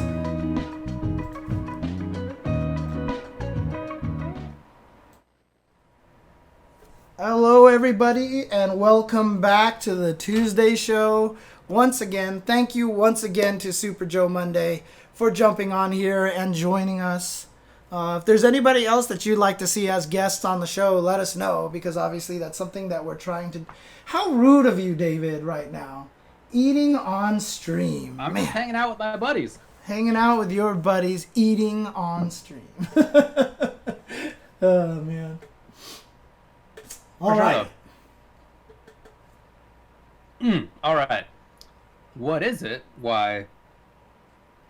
Marinated beef and egg and rice and green onions and some sriracha and stuff in there. It's like basically a semi-bulgogi, I guess. Oh, nice. Okay. All right. Anyway, let's move on and do this 5-5 matchup thing. What do you think about that? Let's do it. Let's do it. I already got the topic highlighted here. I see that we do. So I'd like to begin with one of our own choosing rather than just immediately jumping into the Yeah, of course. Cool. Now, I think for this, I'm going to have to get into some backstory for some folks. So if people haven't been paying attention, in the NetherRealm games community in MK, somebody's popped up lately, the name of Prince Panther. Okay. And this is somebody who, as far as I know, knows personally in the scene. He's from Saudi. I don't know that there's any other connections that I'm aware of between him and anybody else. But he's just like a fan, I guess, of the scene. And he has put in a huge amount of money. And has promised to do so as well. So he has given money to players for online tournaments and for exhibitions, as well as to streamers / commentators for commentating over it. Sometimes that's like just very last minute. He'll be like, all right, guys, like today we're going to do a King of the Hill. And it's like these 8 players, get involved, get in, and he'll give like $100 to the winner or whatever, a couple $100 to the winner sometimes. He has said that he'll spend in the end $25,000 just helping out the scene. But like I said, there's very little that's like known about him. So he has, I mean, to be clear, actually paid out money in many of these, as far as I know, almost all these cases. The only one where I'm aware of that he hasn't is where he was supposed to pay something to Combat, and I don't know, something happened, and he didn't do it immediately, and Combat got mad about it, and Prince Panther was like, all right, well, enough. Like, you're not going to be involved in this stuff anymore. As far as I know, other than that, he has done it. You know, there was one point when Katana Prime thought that he was going to be the one to stream one of the events, but ended up that Mitsuones ended up doing it instead, and that caused a little bit of beef and drama as well. Anyway, there's just not a lot that's known about the guy. You know, he's put up pictures of himself in videos of himself in like fancy cars and like in a jet and in a private jet. He's also put up pictures that seem to be like taken from other people, so like not him as well. So it's, I don't know, again, it's like a little bit funky, but for sure that's him in like a private jet. Seems like a wealthy guy. I mean, how do you know that I'm not using I mean, he's not using pictures of other people in private. Shoot. Well, I mean, honestly, it seems like he has done that in a couple of situations. There was like a room that he showed a picture of, and it turns out it's just like in a hotel room, and it was actually like the same, I believe it's James Bond movie playing on the TV in the background. Like, crazy, you know? But anyway, like, for real, like, there's videos of him in like very wealthy situations. So what he's said is just that he wants to help improve the scene, right? Okay. What he wants to do is give money to people who he likes to watch. Like, he's in it to help the community. He's talked about cleaning up the scene, although who knows what that means. He's talked about making a team and giving the players Swarovski crystals. People, That's, you know what? That's always been my dream as a fighting game player. Was like, when I was like 12, I was like, if I could play these fighting games that don't exist just yet, so I could grow up and so someone can give me a Swarovski crystal, I know I've made it. I know. You would definitely have made it if you got a Swarovski crystal for playing fighting games. Yeah, it was like a chain or something like that. And he might have some connection to the Saudi king, because he had like a picture of the Saudi king with his brother, I guess.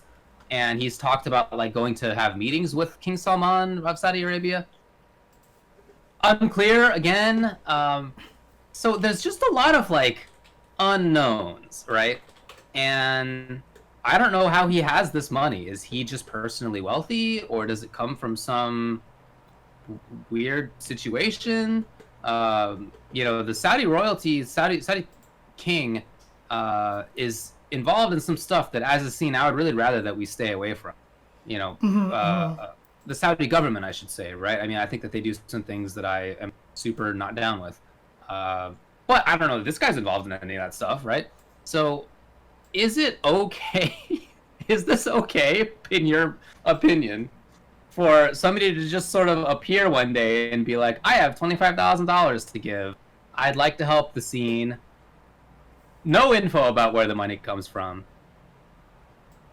What do you think about? Is this okay? Like, what should people be accepting this money, or should it be like, hold on a second, like, what's your intentions? Or, you know, are you in fact bringing the scene together, or are you like in reality creating little divisions within it in some of the drama that's come up since he's been there? I mean, look. What's going on? If I can get one of these, I mean, look at this thing.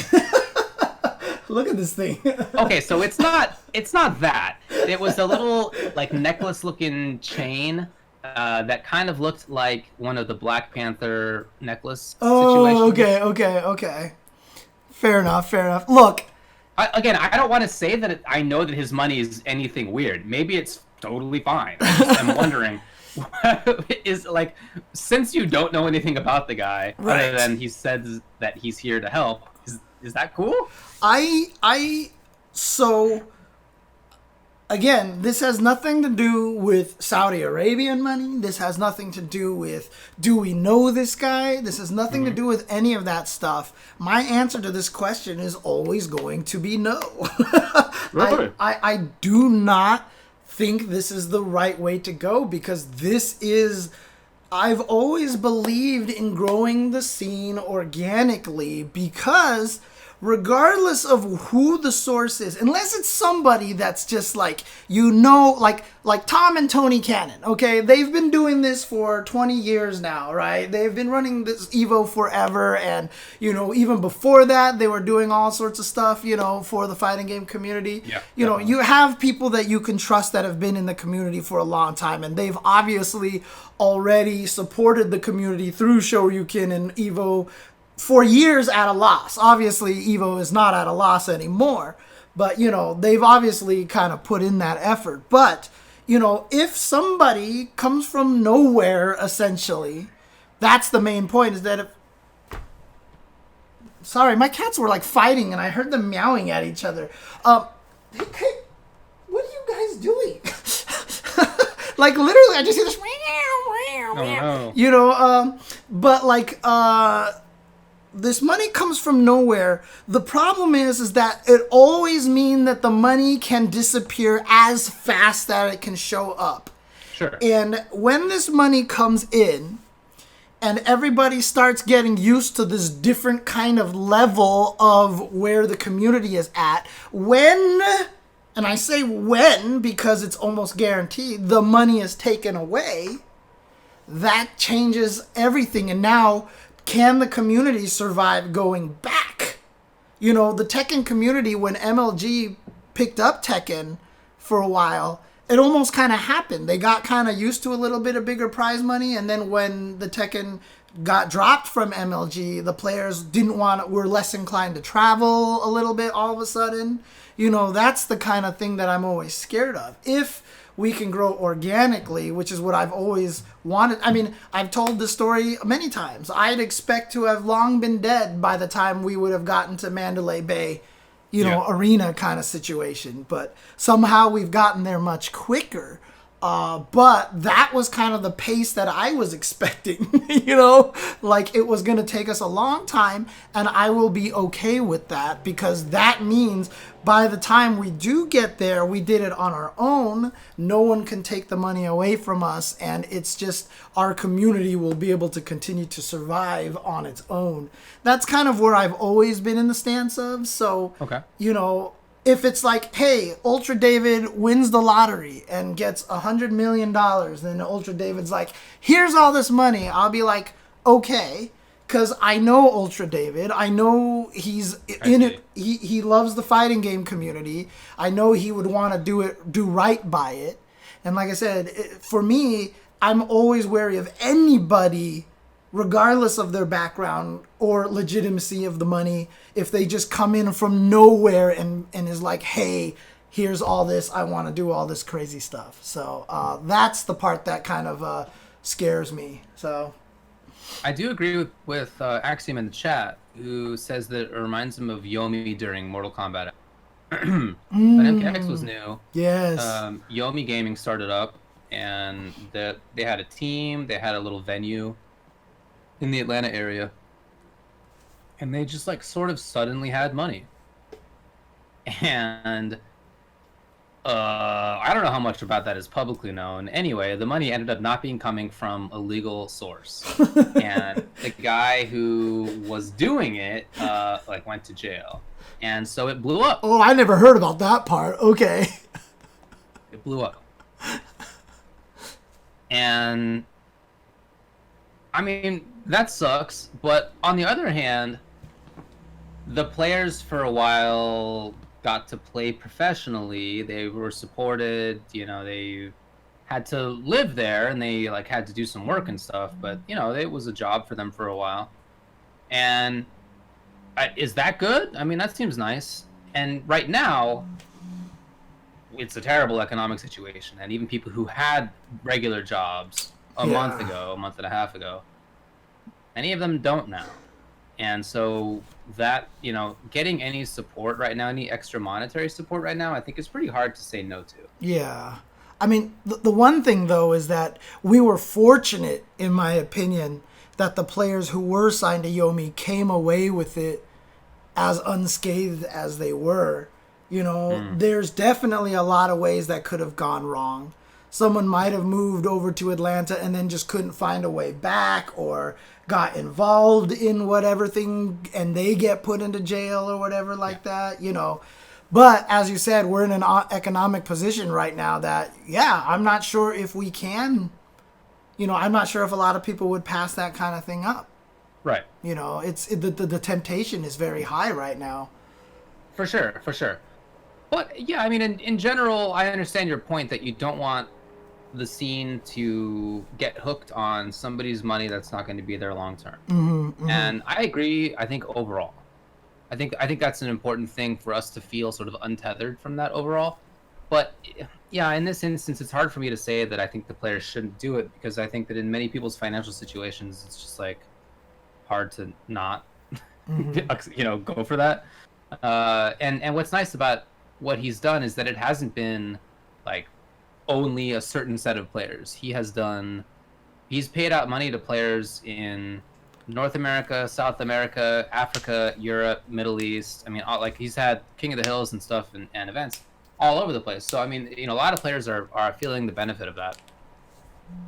Hard for me to say no, really, but at the same time, I just want to know more. You know, I mean, Right. that's my only point of concern, is I want to know more. I want to know what his like larger intentions are.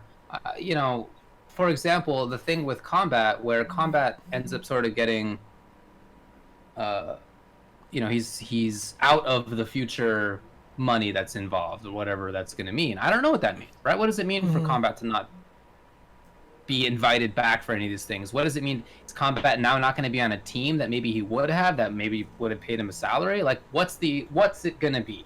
You know, I want to know more about that. And I feel like without knowing that, it's hard for me to think it's a good idea for the money to be there. You know, he's put out tweets that are like, hey, like, which commentators should I bring in for events? And you know, many people tag me and are like, hey, bring in David. And I appreciate that for sure. But I also haven't replied to any of them. Right. And it's because I don't. Yeah, I mean, I just want to know more about what the intentions are. I want to know more about where the money comes from. Is he just a wealthy person who just thinks Mortal Kombat's cool? I mean, you know, that's cool. What? I mean, I just want to know. That's all. Right. So without knowing those things, it's hard for me to think that it's like a great idea for the scene as a whole. Maybe it will be, but it's just hard to say. And I want to know more. Yeah. At the same time, I think it's pretty hard for me to advise any individual player to not accept the money. Right. I mean, that's kind of, you know, where the caveat lies, right? Because, you know, it makes a difference when you kind of know the history of somebody. Like I said, you know, if you came into an ungodly amount of money and were like, hey, I'm going to start doing this and sponsoring people, I would be like, okay. Because one, I know you, and two, we'd probably know where your ungodly money comes from, you know, because you would probably be like, hey, guys, I won the lottery.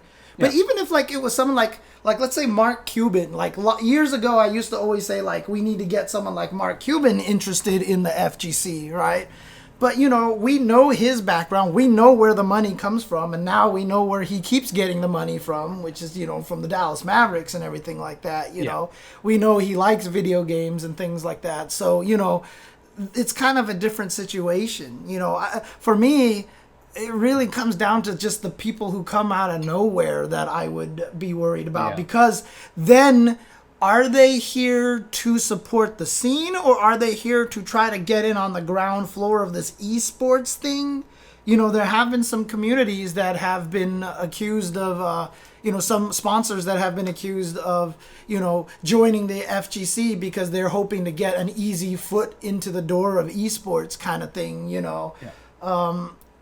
I just want to know the motivations of this kind of thing. You know what I mean? So, I mean, if the Kuwaiti guys who showed up to Battle by the Bay in 1996 or 95 or whatever it was, showed up and were like, hey, here's a bunch of money, let's do stuff. You know, you'd be like, you know, you traveled all the way out to Battle by the Bay. You guys are probably legit like fans of fighting games.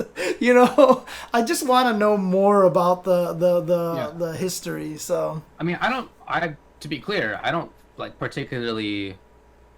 I don't think that it's any negative reason that he's involved, but I also just want to know. Yeah. What's the plan? Where does the money come from? You know. And what's the plan? Anything that he can say. What's the plan to make it so that we don't need his money anymore? See, that's the thing, right? Can he say that this is an investment to help grow the scene to the point where they don't need that money anymore?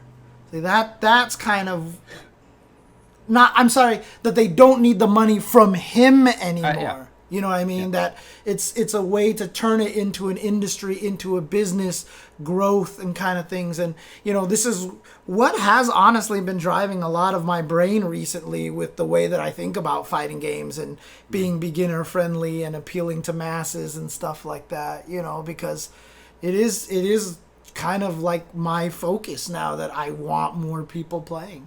I want more people watching. And fighting games are hard to play.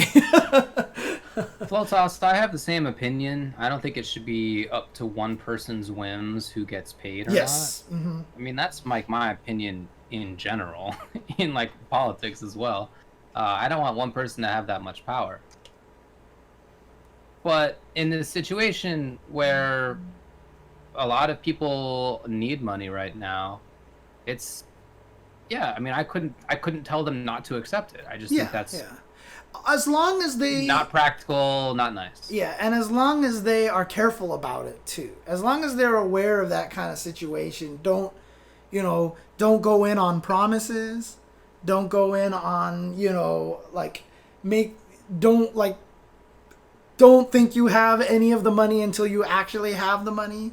Obviously, like you said, he has been paying people out, so that's really cool. And, kudos to him. That's better than so many other people that we've dealt with in the past already. He's already surpassed like 99% of them. For sure.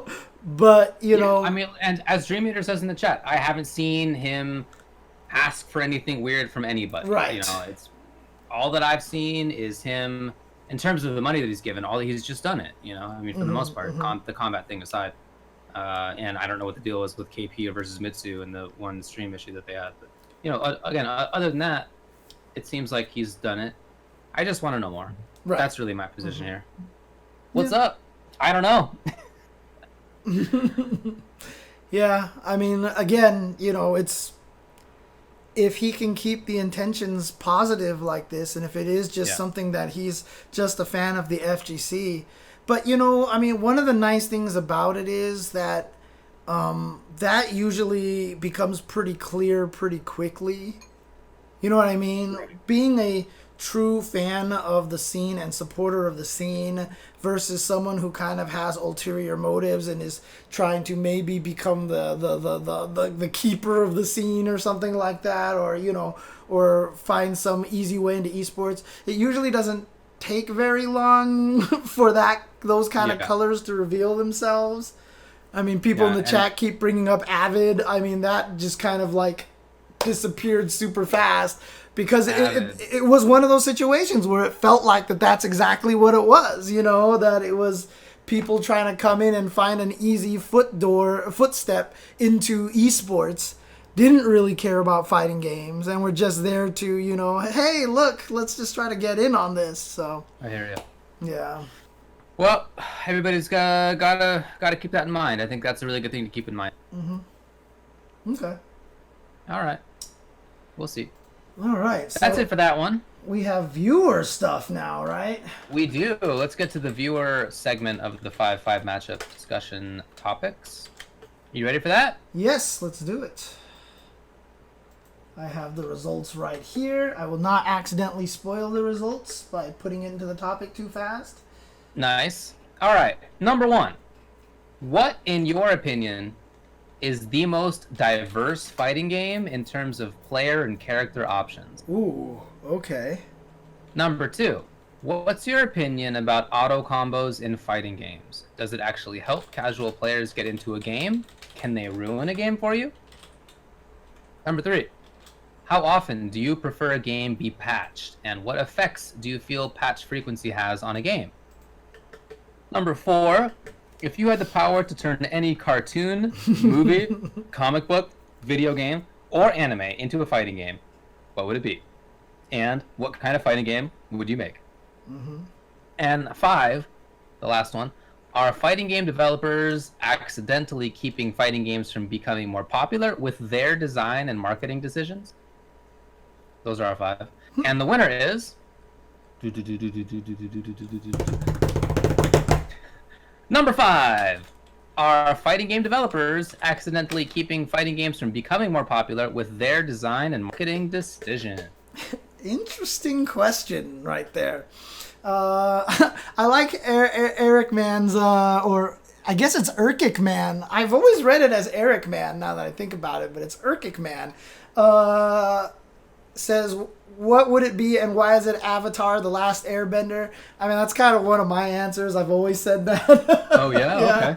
Okay. I've always wanted to make a Last Airbender, weird time thing and put Korra characters and Avatar characters in there.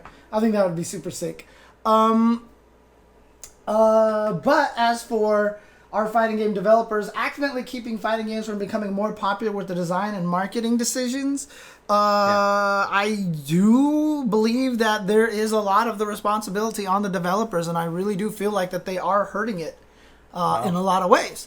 I mean, look, we just talked about it with Super Joe Munday, right? The Netcode thing, making the online experience something that's actually enjoyable is hugely on the devs, which is why, like I said, I'm not fighting the weird lobby of Strive, instead trying to find ways to make it work better. I like the idea that the people that you play look like somebody exists in a world a little bit more. But I mean, besides that, there's just so many things that developers could do, and again, they're finding the wrong answers, and I really do think they're making the wrong decisions in a lot of the fighting games that they're designing. The quote dumbing down of fighting games, I think, is a big mistake, because as both you and I have said, there's basically no such things as making a fighting game simpler. You don't make fighting games. I mean, in fact, the Patreon article that I had written for last week was all about that. It's not about making things easier. It's about making people enjoy the small, simple things that they're doing in the game a lot more. Giving them more visceral feedback out of the things that they are doing in games, so that they remember these things, so that they enjoy it, so that they have fun. And I just feel like I don't know why they're learning a lot of the wrong lessons, but I also think it's also kind of a social media kind of thing. A lot of people complain that this is too hard. I hate one-frame links because they're too hard. I hate FADC combos because they're too hard. I hate there's a lot of this out there, but the underlying problem that makes those things unfun to do is not being addressed. There's more to it, because like I said, in Smash Brothers, you hit B and you Falcon Punch somebody, and that thing is super fun, and it's not hard to do as well. But when you Falcon Punch someone, you're just going to remember it. There's a lot of ways to tackle these issues, but I don't feel like the devs are tackling it in the correct way. And so I really feel like, devs are responsible for a lot of the lack of popularity in fighting games right now. And they're not doing a good enough job, as Super Joe Munday said, to teach people what they're doing wrong in the game. That information literally just doesn't exist.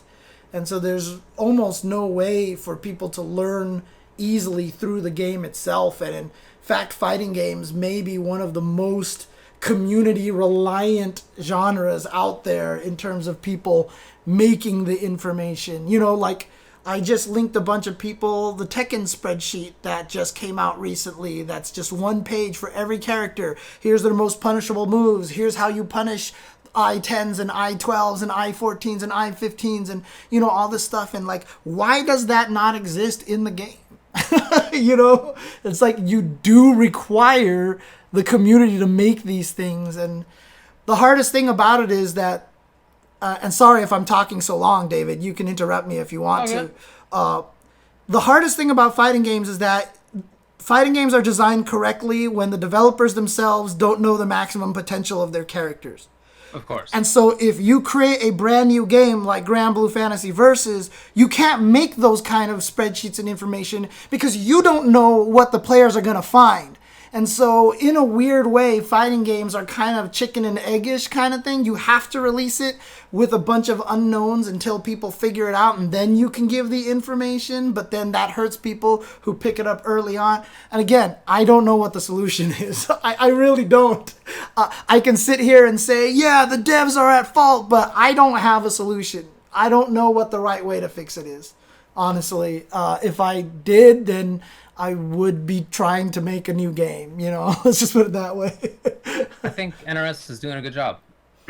Yeah. Yeah, I do. Yeah, I mean, I think that they're doing a good job on most of those things. I've always said that, they're the ones that I trust the most for this at this point. So yeah, MK11 has a really good tutorial. It has a bunch of stuff for players to do that's not playing online, right? Or at least not playing versus mode. It has raids that you do versus very powerful boss characters that you do like with other people at the same time. It's got a lot of single player content, and so there's a lot of reasons for people to get involved. And as they play, there's a great training mode as well. There's a great netcode so you can play online. So I think that they're doing a lot of the stuff really well. Oh, and after games end, it says like you got opened up by this many lows, this many overheads, this many whatever the category throws, right? Different things to at least like sort of give you some feedback. So I do think that it does do a lot of things, and I think that that's a part of why MK11 is selling the best out of all the traditional fighting games. That and netcode too. All those things I mentioned, yeah. And fatalities, so.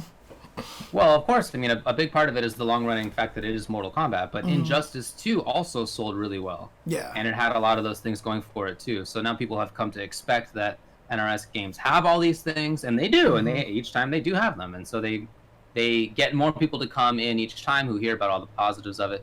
Yeah, I mean, Mortal Kombat is going to have a limit to who picks it up because it's, a lot of people like that grossness, but a lot of people don't, and so there's just, whatever. But for Injustice 2, it's even without the gore, it's still really popular, and I think that's a big part of why. So I think that stuff matters. I think that's part of why Killer Instinct had, I think Keith said 10 million people have played it. And even there's a lot that's left to be done, as Keith was even talking about, about what they would like to do. They still did a lot of the stuff that you were just mentioning. So I do think that there are games that are doing it. I love, by the way, that in Granblue Fantasy Versus, and Strive does this as well. When you look into a character, it'll have like little previews of each one of the buttons that they have and the move lists, yeah. In the move lists, yeah, yes. That's awesome. So I mean, there's definitely stuff that's improving here. But I mean, fundamentally, I agree with you that there's a limit to what a scene and community can do to build a game if the dev's not willing to go along with it, for sure. I think ultimately that's right. So if the dev's not willing to put the money in to play to fix online play, you're just probably not going to have big online tournaments. You're going to have some people involved for sure, but you're not going to have nearly as many as you could have. If the dev is not willing to do things in terms of giving reasons for people to play that are not just like ranked points, right? Then yeah, fewer people will do it, and that is what we see, isn't it? So yeah, I think that there are definitely things that devs could be doing that they're not. And when Mortal Kombat was just to go back to NRS has rarely said things like, "Oh, this next game that we have is going to be easy, right? Everybody will be able to get into it." They don't really say that kind of thing, and I feel like the marketing that they do is much more like check out this sick fatality, or check out like this. There's like a cool music track behind it in each of the launch trailers that they do. Like it's more like that kind of thing rather than like the game is going to be approachable for you. So I do think that the marketing is part of why those games sell so well, of course. If other developers were to do the same kind of marketing, or publishers, I guess, were to do that too, then yeah, I think that could help them out for sure. I mean, it's interesting because obviously, Injustice sells really well, and a lot of it does have to do with the franchise tied to it and everything. And it's Warner Brothers, so they have a lot more investment to try to do it as right as possible. Sure. We won't end up with an MvCI situation, right? If a lot of that one-player stuff wasn't in Injustice or Mortal Kombat, do I feel like the sales would have been hurt that much? I don't know. Like, it's hard for me to say. Probably, right? I think they would have. Yeah. I'm not 100% sure. I'm not 100% sure because, these games were selling millions of copies back when none of that stuff was there, right? Tekken has sold millions of copies in the past a long time ago with very little of that stuff in there. That's one of the hardest reasons why it is to convince people to develop these things in games, is because there's very little way to prove that stuff makes a huge difference. That a lot of that stuff is very beneficial and gets people to buy it because, in the case of Mortal Kombat, for sure, because people are talking about, the reviews talk about a lot of this stuff, about a lot of the one-player stuff. So, like I said, NRS games for sure are doing a lot better than a lot of the other games. But, I just feel like there's more. I feel like there's more. I still am not. Yeah. Like I said, they're not perfect. Don't get me wrong. Right. I do feel like NRS is doing the best job of it. I don't even think that's a question right now. And like I said, my friend played Injustice. He's a big DC head. He put in hundreds of hours into Injustice. He never played a single online match. Right. He just never did. Right. And that's important. That's something that they need to do. And yeah, for sure, NRS is doing the best job with it. But like I said, I do feel like that there's a little bit more to it. And for us, obviously, the drive is to get these people to start paying attention to the FGC and play and watch. And watching, I think, spectator route is one of the most important things. And I think that is where the popularity is going to emerge from a more hardcore standpoint. And, how do we get the players who buy these games to go from that to now watching events, watching tournaments, and then maybe even after a year or two being tempted to join one? So what's nice too is that NK has weekly tournaments of its own. I mean, even apart from the community-run stuff, like there just are tournaments there, and all you need to do to sign up for it is just like log on to PlayStation, right? And it's there. You just literally sign up for it in the game. So that is a nice thing that they do. So there is, I don't know how many people that's brought into like a competitive mindset. I don't have any data on that. But I do think that that's nice. I like that they are doing it. Just to kind of address what Say No to Weeb says in chats, this is best single player content was Alpha 3 console version. Alpha 3 console version had that World Tour mode. It was awesome. That World Tour mode was super sick. What was it? I don't remember now. You just played against the computer, but you would gain power-ups like the ability to chain any normal into normal or cancel any normal into a special. Yeah. You could do this, and then you could build it for different characters and all this stuff. There was a lot of really, really cool stuff in there. Game still didn't sell particularly well. So again, I can't necessarily say that kind of thing drives the sales just yet. I mean, that was 25 years ago, right? Yeah, it was 25 years ago. Maybe not actually, but maybe it was like 22 or 23? Whatever it was, Mortal Kombat was still selling millions of copies back then. Yeah, but what worked back then is not going to work now. Yeah. Right, just as a general statement. So even if things back in the day didn't require all these bells and whistles to convince people to play fighting games, I think we probably do need that stuff now. Yeah. That World Tour. I mean, I played it, and it was like, it wasn't even like actually playing a fighting game, but it was super fun. Yes, and Virtua Fighter Evolution had that ghost mode where you could play the ghosts of the players in the arcades in Japan. Unfortunately, that was geared too much towards one culture, so it probably didn't quite appeal to the Americans as well. And again, like I said, I wish I knew the answer. I don't have the answer. Otherwise, I would be like, do this now, let's go! And everybody would be like, oh my god, that's genius! But, like, I don't know if anybody has the right answer for it right now. I have a lot of ideas for it. It would be fun to try to develop my own fighting game, but that would be a, year or two away effort to even be able to start that, learning game programming and stuff. Nino says marketing's part of it. Compare NRS's marketing in general to other games. Yes, huge true part too. of it. Huge Huge difference. To be fair, it's not NRS's marketing. It's Warner Brothers publisher. But, yeah, for sure. They have big bucks, mega bucks, no doubt about it. So that's certainly true. However, they're also not idiots who think that they're going to throw away money on things that they don't expect to sell big time. Right. So it's not like unrelated. You know what I mean? They are also spending a lot of marketing money because they think it's a good product that they can actually sell, and they're usually right about that. Yeah. The key is how do we get more people to appreciate the competitive aspect of it? And going back to MK again, when we were doing Combat for a Cause, the little charity stream last week for Mortal Kombat 11, when you logged on to Mortal Kombat, it said, "Hey, watch Combat for a Cause this week." Right, and it gave you like links, and it. Is there any rule why the game can't just open up a web page and take you to Twitch?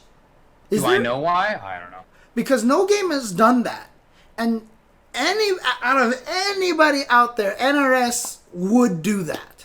Yeah. Okay. And they haven't. So I don't know if there's a rule on all these games that you're not allowed to do a web browser or something from within the game, maybe, because they're scared then you can access whatever websites anywhere, kind of thing. I don't know. Maybe there's some super hard-ass rule out there that you can't access web stuff from inside your game or something like that. Yeah, no, there definitely are games that will send you to browsers. Okay. But I don't know if sending somebody directly to Twitch is a different story. Or just embedding Twitch, because you can do that. You can embed Twitches into pages, right? That's a thing, like YouTube. Like, why not just embed that footage in there? Like, why say that this tournament is going on now instead of having it actually going on now? On the screen. It would just be one of those cool things that they could do. But, again, of any company, I feel like NetherRealm Studios would be the one that would do that. And I can't even imagine that they hadn't thought of it. You know what I mean? Like, they're already promoting the stuff in the splash screens and stuff. Yeah, no, I'm sure you're right. Yeah. Justicia, we've talked about this in the past. I think it's probably true. The 1v1 aspect of fighters is going to limit it compared to team games. I think we basically all agree with that. Yeah. But that's also not changing. So the question is, what else to do, right? So that's like the for sure part of it, but that's also not relevant to the question of how to change things, because it's going to be like... Yep. Well, StarCraft did do well 1v1. I'm not sure I would say it's okay still, but it's not... super great. How did that Brood War remastered thing do overall? Well, Brood War, the updated Brood War came out a while ago. It was cool. It was fine. There's nice graphics on it. You can also have cartoony graphics on it, which is pretty funny. And then there was a Warcraft remastered thing. Warcraft 3 Remastered came out not that long ago, and that was a pile of garbage. Oh no! Yeah. I had already uninstalled the Blizzard launcher by that. But dang, it was that a big sucks. blow up. That sucks, dude. It definitely sucks, yeah. I mean, that was like me when I got super excited when I heard Konami was doing the Silent Hill 2 remaster, the HD remaster. And then it came out and it was basically it was a pile as well. But since then, I've learned why it was a pile. And now I'm not as mad at them about it. Literally, I mean, because this is the way that Japanese devs do it, right? I mean, one of the reasons why UMVC3 never got any patches was because after UMVC3 came out and it didn't sell well, they just destroyed the entire dev environment and it was too expensive to bring it back and build it. Well, all of the original resources for Silent Hill 2, like all the textures, the voice acting, all that stuff, gone. It's not archived anywhere. That sucks. So they had to redo all the voices. And that's why a lot of things are missing textures in the game, even on the remastered. It's just that stuff isn't archived. They just don't archive that stuff information. Yeah. That was it. That's it. Yeah. Anyway, yes, the answer to the question, I think we all agree, is that fighting game developers definitely could be doing more stuff. So I guess the other meaning of that is that they're accidentally doing stuff that is preventing their games from being more. Yeah, for sure. Yeah. Like I said, I really just feel like they're focusing on the wrong areas of the fighting game. Like, you know, you can see it all over Guilty Gear Strive. You know, the very McDonald's-y menu character selection screen, right? I mean, people who love Guilty Gear love the chains and the metal and the hardcore look of it. And now it looks like you're trying to pick a Happy Meal toy, you know, from the display. And it doesn't, like, I don't know if they realize what they're trying to do as well. So, all right. We usually pick one of these or a couple of these to answer, and I would like to answer number one, which is, what, in your opinion, is the most diverse fighting game in terms of player or character option? Oh, okay. What do you got? Well, it sounds like you have something in mind already. What would be your answer? So my top three are BlazBlue, just in general, and not BBTag. I mean, like the mainline series BlazBlue games. Okay. I think that's probably the most standout. I think that game has probably the zaniest ideas in fighting games in terms of character options. And by the end of the development, a ton of characters, and all of them super unique and weird. Every one of them weird. None of them's like the normal Ryu. Like, Ryu gets blood back. You know what I mean? Like, even Ryu gets health back. Like, the protagonist is the weirdo as well. Mm-hmm. And that's, I don't know, there's very few games that have a lot of weird stuff. It's rarely the case that, like, every single character is the weirdo. Mm-hmm. But I think that game did that, and I love that. And I would say the other two that, to me, are the biggest standouts are Killer Instinct 2013 and Injustice. Hard to guess, but I would say Injustice 2 a little bit weirder than Injustice 1. To me, those are the three that have the just most diverse options. Mm-hmm. Maybe diversity is Injustice 1 rather than Injustice 2. Yeah, let's go with Injustice 1. There's just such weird ideas in all three of those games, and every kind of archetype is represented. Yeah. And they invented archetypes, and there's stuff that just hasn't appeared in other games. So to me, those are the most diverse. Yeah, I mean, for me, as soon as I see that question, KI and Injustice are like two of the first games that come to my mind right away. So I'd probably start with those two more than any of the other ones. Those games tried as much not to stick into a particular niche, and so they just kind of did whatever they wanted. Honestly, I would also put X-Men Children of the Atom in there. That would be my last game that I would stick in there. Yeah, because that game, as soon as you went from Children of the Atom to Marvel Superheroes, things got homogenized a lot. Right. You know, all of a sudden you had the flying screen knockdowns for everyone. When you did the air combo, almost everyone could do the magic series, et cetera, et cetera. But Children of the Atom, I mean, look, still one of my absolute favorite characters of fighting game history is in terms of wackiness. Spiral exists in that game. If the game wasn't so goddamn broken, that's the biggest problem with it. Yeah. But, and they just didn't know what they built. Like, the Infinites were stupid, easy kind of in that game as well. But just in terms of character variety, every character you played was so vastly different and they just let everything rock. I mean, Spiral, like I said, for those who aren't aware, you pull out the dancing swords.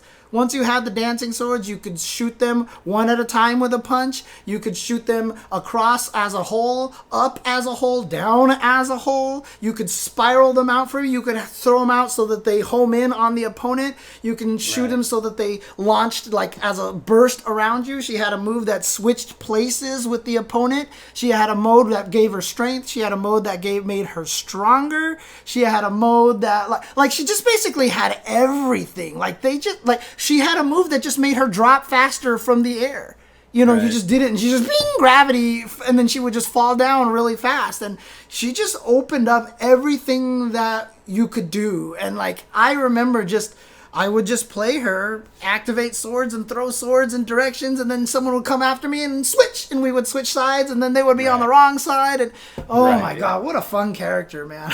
I think that's probably particularly impressive because that was early in fighting game history. Yeah, comparatively speaking, right? Like that was just a few years into the phenomenon, and they were all coming up with zany stuff. Right, and that's what kind of made me like it so much. Like, I love the fact that Sentinel, his drones were very different. He had 3 different drones, and he had the one that did the carpet bomb. He had the one that actually came down straight, and he had all these different things that he's missing from all of the Sentinels that we know today. And everyone had their different X powers. Iceman would just put a giant ball on his hand and all of a sudden have bigger range and more stun on all of his moves. Omega Red could steal your life back. Colossus had the ability to turn so that he was super armored. Hyper armored. I think it was one of the first times hyper armor ever existed. I think so, yeah. And it was just, they just let everything rock in that game.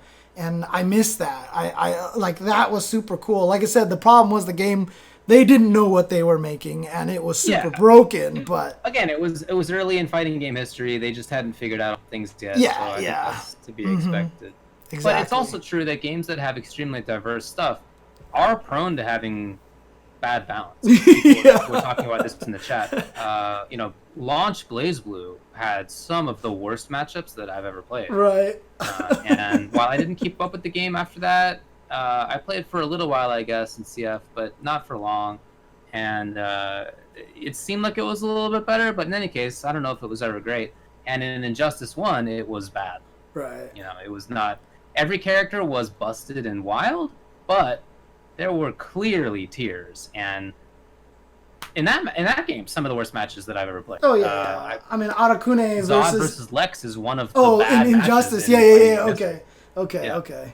Gotcha. I thought you were still. And for the same reason, Zod versus Lex is exactly like New and half a dozen other characters in Launch BlazBlue versus Tager. Like, it's the same matchup, like where you're just walking. Oh, I got pushed out. Walk. Like that's the same exact match. And Springfield George in the chat says that's the question is what's diverse, and those games are definitely diverse. And Springfield George says people aren't really willing to let weird stuff develop anymore, and that is one of the problems, right? Because Guilty Gear is another one of those games that has a really super diverse cast as well. Unfortunately, a lot of them do get pinned into the knock you down and have the meaty setup thing, which is what they tried to fix with the blitz mechanic and everything. But, I still think it does have one of the best varieties of characters in there. Guilty Gear would be another one that I would probably put on that list as well. Very interesting neutral, at least, right? Yeah, the neutral is one of the best in there because the characters are crazy and because of the fact that it's weird. It's like, here's the thing. It's like, it almost feels like there's a universal message here. Is if you just make everyone kind of broken in a weird way, it kind of works itself out. Yes. Like KI. Because you can make everyone broken because there was the combo breaker system, right? Guilty Gear worked because they had burst and Roman cancels, right? They let a lot of things go because they just knew there was these ways to get yourself out of these situations. So... And look, I don't really agree. Nino says that that games are becoming less interesting. They want to be able to balance it easier since complaints are louder and they want esports. I don't really think that's right. I think that it's been like the life of SF5 has been the opposite of that. Yeah. Right. SF5 at launch was just a couple of different plausible styles. I think Keats last week said he thought there was 1.5 plausible, like, viable styles. I agree. think that might be like underselling it a little bit, but not by a lot. Yeah, not by a lot. If it is underselling it. Yeah, and now there's a bunch of different viable styles, and there really is good variety between the cast. I'll tell you this right now. They've upped the zaniness for sure. As Lucia, if I fight against Abigail, I really pray that they are not using the tire. Oh, yeah, okay. The tire messes her up so bad. Oh, my God. Oh, man. But, yeah, the zaniness factor is much higher in Street Fighter V. It's been stepped up. And, yeah. Again, Injustice is zany. BBTag just came out like last year, guys. That game is super nuts, you know? So Under Night in Birth. Perfect example there, too. Pretty wild. Yeah. Another... So Calibur 6, there's a lot of crazy stuff going on. Yeah. I mean, Under Night in Birth has a charge character that has a charge at forward and up. Right? I mean, like, you just, like, they came all sorts of crazy... I can't throw the fireball at the tire. The fire doesn't hit the tire, it feels like. Can the tire roll through projectiles most of the time? I've kicked fire at it and it doesn't go anywhere. The best thing I did one time was kick the tire and cancel it into EX uppercut. I felt like a god. But outside of that, like, I haven't really done... That's great. Yeah. That's great. Anyway. Yeah, so in conclusion, I would say BlazBlue, Injustice 1, and CF, and Killer Instinct 2013. Right. And even games like Granblue, like I said, it started out looking kind of homogenizey, but, you know, even then, characters like Inferi and Matera had some pretty interesting ideas and mechanics to be crazy, and now they're adding even more crazy stuff in there. Dragon Ball, I know, has gotten a lot wilder since its inception as well. So, you know, right, yeah. I feel like most games have gone on the more wild train. So, yeah, I do feel like most of the games these days are pretty crazy. Do you want to do any of these other questions, or should we just get to the news? I mean, look, I talked about auto combos on my own stream. I actually think they're valuable. Not necessarily auto combos. I was suggesting that in Guilty Gear Strive, they put in punch, kick, slash, hard slash as a chain. But every time you go from punch to another button and kick to another button, that's not a towards button, it kicks in damage scaling really heavily. So that you would be encouraged. Because like Keith said, he brought up a point that I hadn't thought about, was that by removing all of those Gatling options, you have far less of the homogenization of combos, right? They all don't lead down the same path, you know, right, that, course, yeah, that you get the different kind of things. And I like that. I like that he brought that up. So, you know, put in that combo there. And then I had people in my chat arguing with me that that's bad because then it's an easy thing for people to do, but they're learning the wrong thing now, that they're being taught to do something that's incorrect. But I think that's fine because you can't learn all the right things in a fighting game because there's like 900,000 things to learn. And you gotta concentrate on some of them before you get to the others. And so just even having that chain combo, even though it does weak damage, you're going to want to punish someone who whiffs an uppercut with that kind of a combo. And then once you get the idea of what it's better, you're already used to the idea of punishing something with an optimal, you know what I mean? It's like you want to learn little by little, in my opinion. So, all right. Well, and then, like I said, the cartoon thing, I said Avatar, right? So I think that would be really cool. You would make an Avatar fighting game. Yeah, I've always wanted to make an Avatar fighting game. All right, well, let's talk a little bit about the news again. There's just not a lot to talk about. What about you? What would you want to make from a non-fighting game franchise, non-already existing fighting game franchise? World of Warcraft fighting game.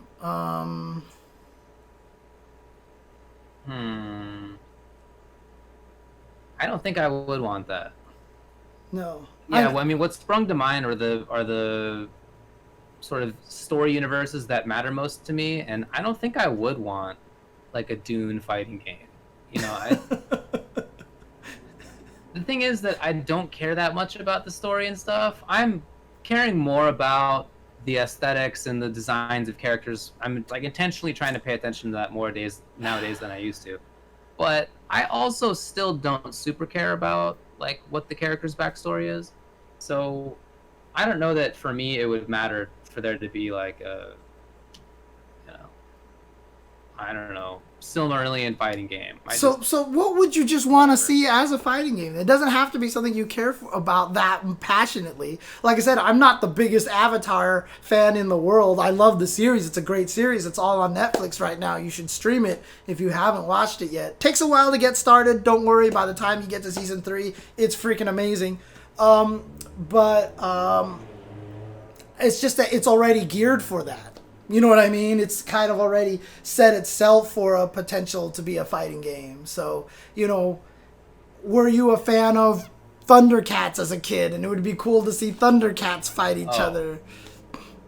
I don't even remember what the characters were anymore, but I did watch it occasionally. Yeah. No, I'm Fly Low Am. I'm not saying that you have to sit through 2 seasons to like something. It takes a while to get started in the beginning of the first season, and it just keeps getting better and better. And by the time you get to the 3rd season, you're like, this is the greatest shit ever, basically. So, yeah. Sir Surf, I think that's a funny idea. Some obscure, like, historical battle fighting game, but I don't know that that's good for German fighting. soldier versus American paratrooper round. Oh, man. I don't know. I didn't really watch He-Man. When I was growing up in the 80s, the 2 things that I were into the most were Transformers and then Turtles. Transformers fighting game would be pretty sick, but the problem is I wouldn't know how to build in the transforming part into it. I was not into G.I. Joe. I was never a big shooty guns dude, even as a little baby.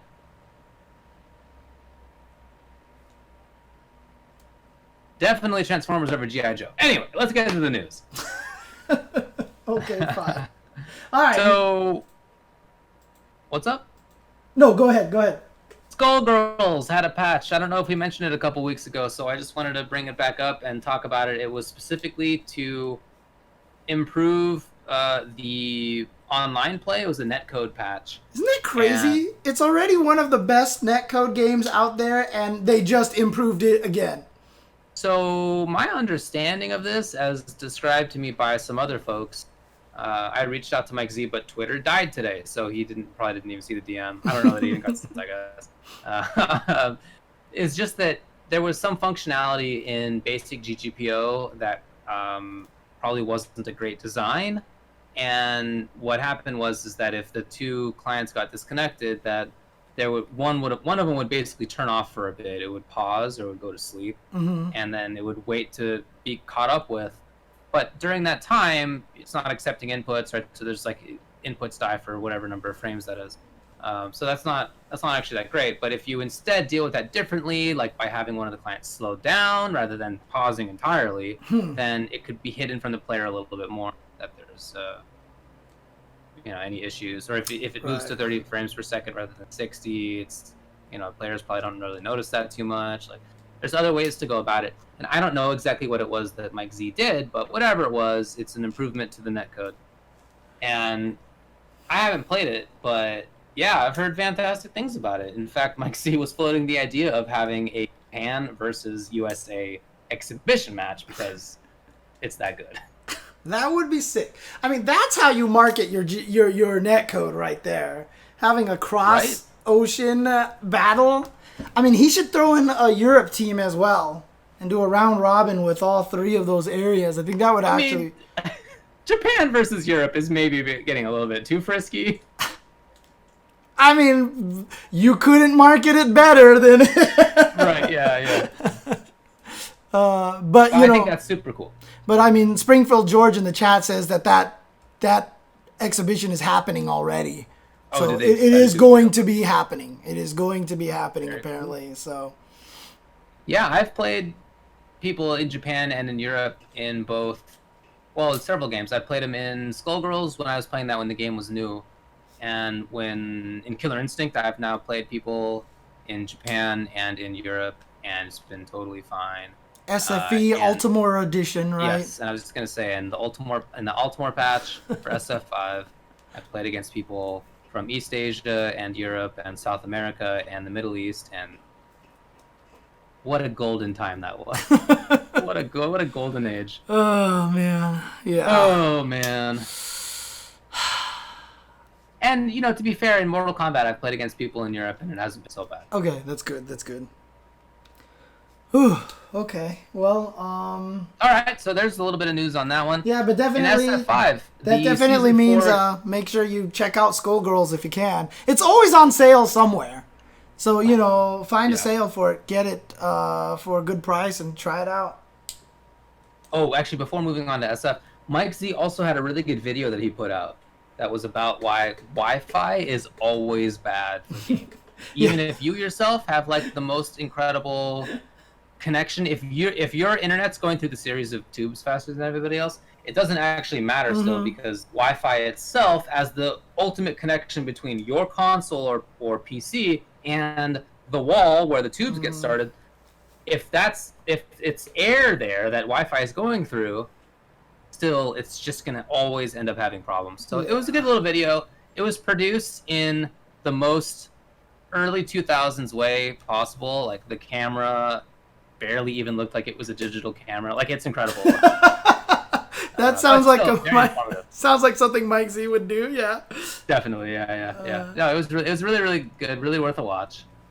Oh, So someone I did linked it in the appreciate chat that. down below. So. Oh yeah, hey, thanks for linking it right there. Cool. So that is linked by Springfield George. I'll put this in the YouTube video as well. But yeah, it's Mike Z using a 10 by 20 pixel camera with his little cat behind him on the back of his chair, and then he goes into some like text docs. I think it actually might be Note instead of like, it's definitely not like Excel or anything like that. Okay. Anyway, watch it. Hey, It's Notepad worth a is watch. the best, dude. Notepad is the best. Can't hate on Notepad. SF5's Season 4 DLC roster is currently free to play and will be so until May 6th. So if you're curious about who's that is Lucia, Poison, Honda, Seth Gil, and Gil, right? and Seth, and Gil. Yeah, Seth and Gil. Yeah. I mean, honestly, 5 of the most interesting and diverse characters that have been in the game. So definitely worth checking out. Oh, Kage's in there too. Okay.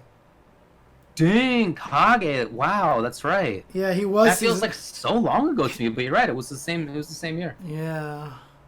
Dang. Okay. Right. Remember when that little horny dude came out during Capcom Cup? What a disaster. All right, we'll move on. During Capcom Cup. During Capcom. Okay. But again, if you'd like to play those characters, they're free to play right now. So check them out if you're curious. In Mortal Kombat 11, I thought this was cool. Ed Boon had an interview. Yes. And in that interview, he alluded to a long future for Mortal Kombat 11. So he said, there's a lot of moving parts right now, so it's hard to say something like, oh yeah, when the next game is out, we will be doing Season 4 of Mortal Kombat 11. But I can say that at this moment, we plan on continuing to support Mortal Kombat 11 for some time, and we're looking forward to seeing it grow. So again, implication is pretty long-term support.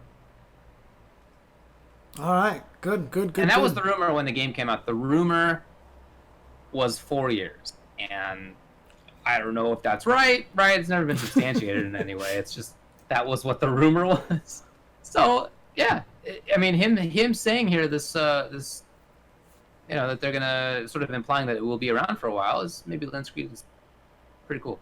Yep. I really hope that it's not the 2-year cycle anymore. My big hope. Agreed. All right, enough of game news. Again, not a lot going on. Community news. CEO 2020 likely to be rescheduled for December. If that can even happen. Yeah. If that can even happen. Especially in Florida where they're all... I mean, I can't even make fun of them anymore because California's doing the same damn thing right now. Taking to the beaches. For some reason. Yeah, no, it sucks. But anyway, it won't be June. We know that much. In addition, CapcomFighters is running a stream where they're going to be showing old footage, beginning with Capcom Cup 2016. Mm-hmm. Pretty cool. Alex Myers and Vicious are going to be hosting that. That's at Friday at 7 p.m. Pacific time. and it's just on their stream, twitch.tv/CapcomFighters. So they'll be looking at Capcom Cup 2016. I believe that's Street Fighter V Season 1. Okay, cool. IIRC. There's also a cool documentary on the Third Strike scene and its resurgence, and on the Jazzy circuit, put out by Phil Nolan. I'm going to put that in the chat right now as well, and I'll put that in the YouTube video as well. And this is, it's cool. I watched a bunch of it. I haven't gotten through the whole thing yet because we had to start this show, but what's nice is that he talks with people involved in the scene and in its resurgence, and with players who got into Third Strike later, like more recent, right, and have become some of the best players in the U.S. How they view the scene as relative newcomers to it. Right. Definitely cool. Okay. There was, I just want to shout out, because we got a few pings about it on Twitter. Shout out to the Gauntlet, which is a Marvel vs. Capcom Infinite online tournament series. Yeah, that's right. They just had their 100th. They had a 75-person bracket. It was an $1,800 crowdfunded pool for the prizes. That's awesome. Put on by DonCon and Ralston Arcade, and that is at twitch.tv/I_C_U_hater. I see you hater with an underscore in between each one of those things.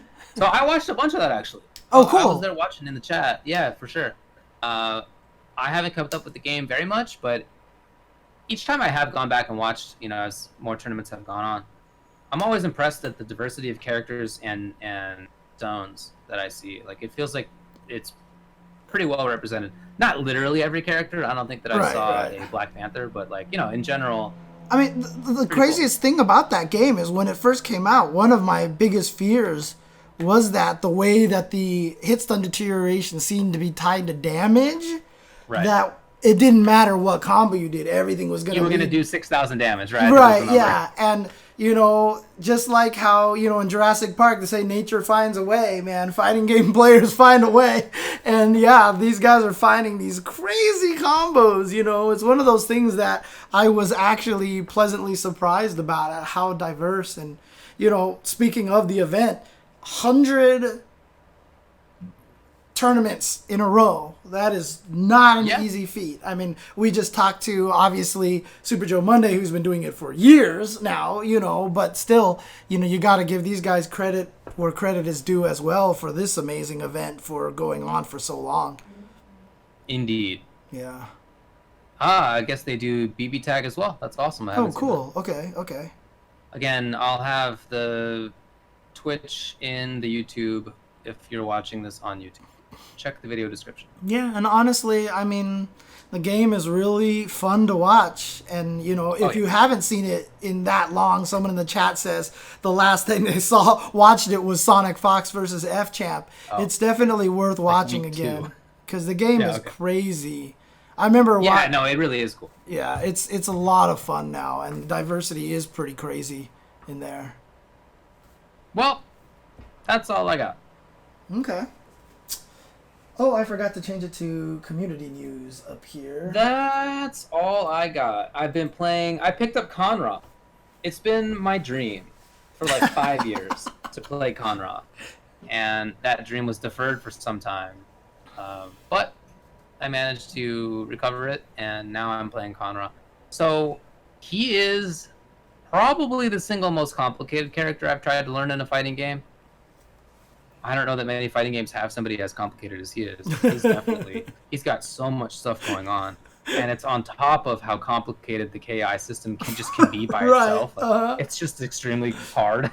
It's like really easy to get into on the ground floor. And then there's just the ceiling is like so high up it has its own weather. You know what I mean? There's a cloud in between you and the top. So to play the character is going to be a lot of work, but I played against Keats in a long set, and I played against a couple other folks from this chat, thanks to Mech as well, a few other people. And I began to learn it, and I was like pleasantly surprised at my progress, to be honest. Nice. At some point in time, both, Olaf used to play KI back in Season 1. I remember he played it when he was in the Army back then. And we've both said that one of these days we're just going to try to get together and stream ourselves trying to learn the game from scratch, basically. It's super good game. Yeah. I'm really enjoying it. Yeah. Yep, I play... Well, so is Aganos a David character? Yeah, in the sense that he's a weirdo, he's a big body, he is a semi-grappler in some states, but this is also a game that has, like, Rom and Conra, and... I may try Aganos, actually. That would be awesome. I'll tell you the two characters He's great. I just think there's characters that fit me. Yeah. The two characters I want to try the most, Aganos from a mechanic standpoint, because I just think that's super I just want to punch people through walls and see again. What a great example of just making someone feel good about doing something. When you punch someone through like 3 walls, you'll never forget that for the rest of your life, right? Like that's so sick. But the other character I want to learn from an aesthetic standpoint is Hisako. Because I just think what a cool character. I mean, Ghost Girl. I mean, come on, that's awesome. And I'll just sit there and play Chibo Mato in the background all day and play Ghost Girl on repeat in the background while I play her because that song's awesome. Did you want to play Makoto in Third Strike? I did want to play Makoto in Third Strike because she was the fast grappler, and I was like, that's so cool. But I ended up not being able to play her because she needs to be so good at basically the Can I mix Lucky Charms kind of style, and I'm the worst at that. I fall into... Hisako is basically Makoto. Oh, really? Yeah. Oh, no. Okay. Well, but every character in the game is a mix-up character, right? I guess that's true. The fundamentals of the combos are that every single character requires mix-ups. I guess that's true. Okay. So she's really strong. Don't let me dissuade you from playing her. She's strong and she seems fun. I just think she looks cool. She looks cool, definitely. She looks super cool. Definitely, she looks cool. Okay, well, I'll mess with her. I'll see how it works. Because within the context of that game, it might flow a little differently than Third Strike anyway. So, the problem is, I was so pattern-based that I got parried easily. That was always one of my biggest problems in Third Strike, and there's no parries in this game, so it might be a little bit different. So, not as a general mechanic. Yeah. Of course. Good game. I recommend everybody play it. I just want to say, I said this on Twitter earlier. It's a weird time. Bummer. A lot of things suck. But just as a personal note, as many crappy things as are happening, I'm happy that I'm able to play fighting games. And boy, if this had happened like 2 years ago, oh God, I just couldn't control my hands yet, that would have super sucked. Yeah. Even worse. I never even thought about it that way. At least I can play games, and I feel that I'm using my time well. What I want to do with my time is like learn more characters in the games that I play, and also pick up a new game or relearning a game in Killer Instinct. And I'm really happy with how all that's gone, to be honest. Yeah, Riptor might not be for me just because I'm not a... I don't know, dinosaur character doesn't do it for me, so... I don't know why. Obviously, I've been playing a lot of Teppen. Right. And I got up to 1,908 points. It's the highest I've ever gotten, which was 228th in the world. Woo. Hey, come on, Riptor is a waifu, okay? By the way. Yeah. But I got up to 228th in the world in Teppen, and I'm really proud of myself for that, because it's a new genre. And yes, I was like, okay, no, this season I'm going to just use a broken deck and just go for it and just see how high I can get. Now, since then, I've gotten there. Like, I hovered around. I've lost a bunch of points since then because people are now, one, starting to fight that deck a lot better, and you're running into a lot more of the decks that can fight it.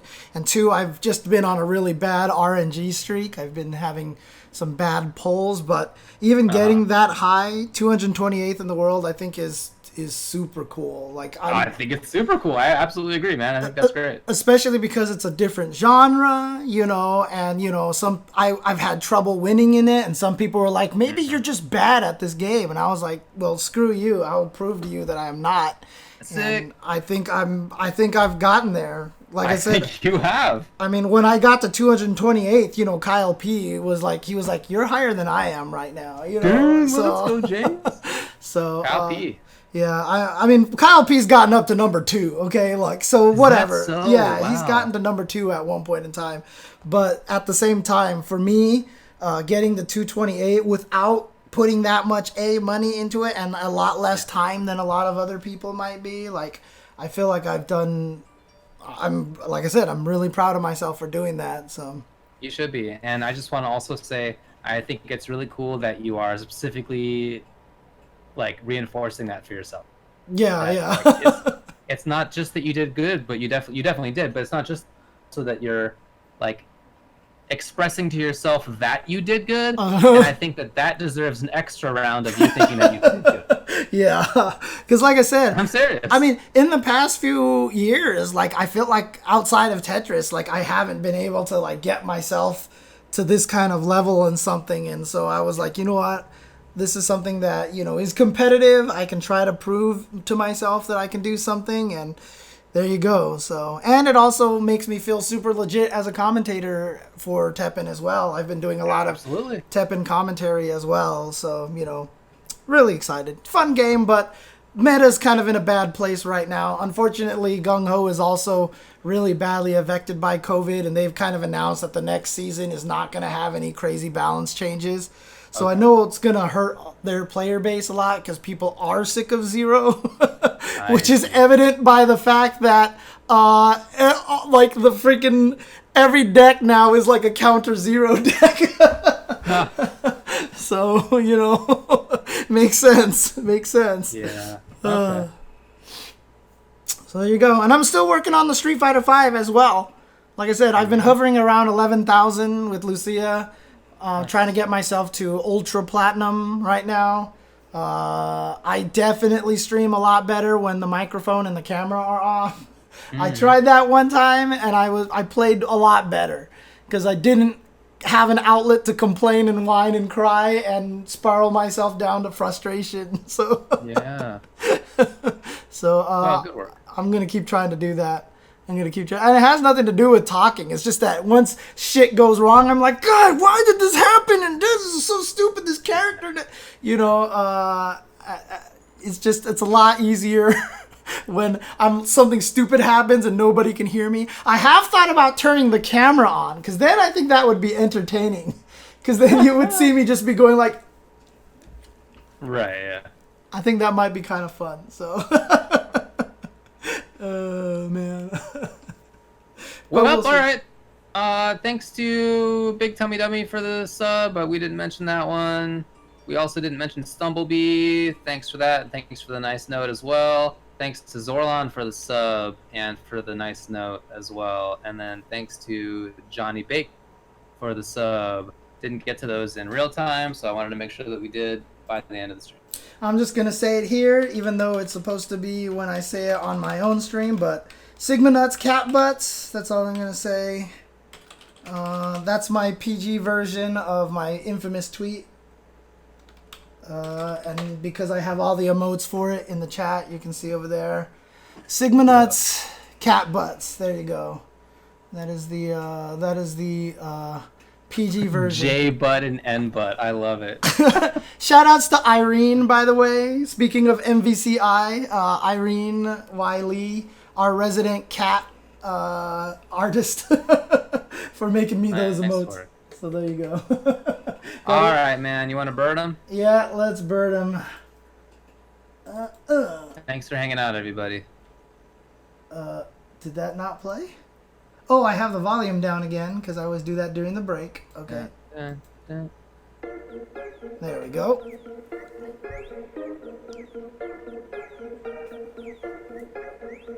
Have a good night, everybody. That was really good food, by the way. Shout outs to my wife. She is fantastic. Many She different made ways. great food again? Whoa, no way.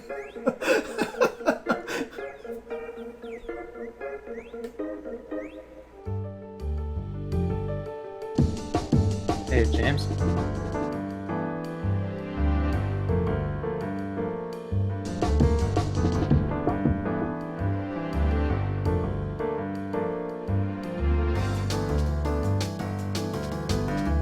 Hey, can you hear me?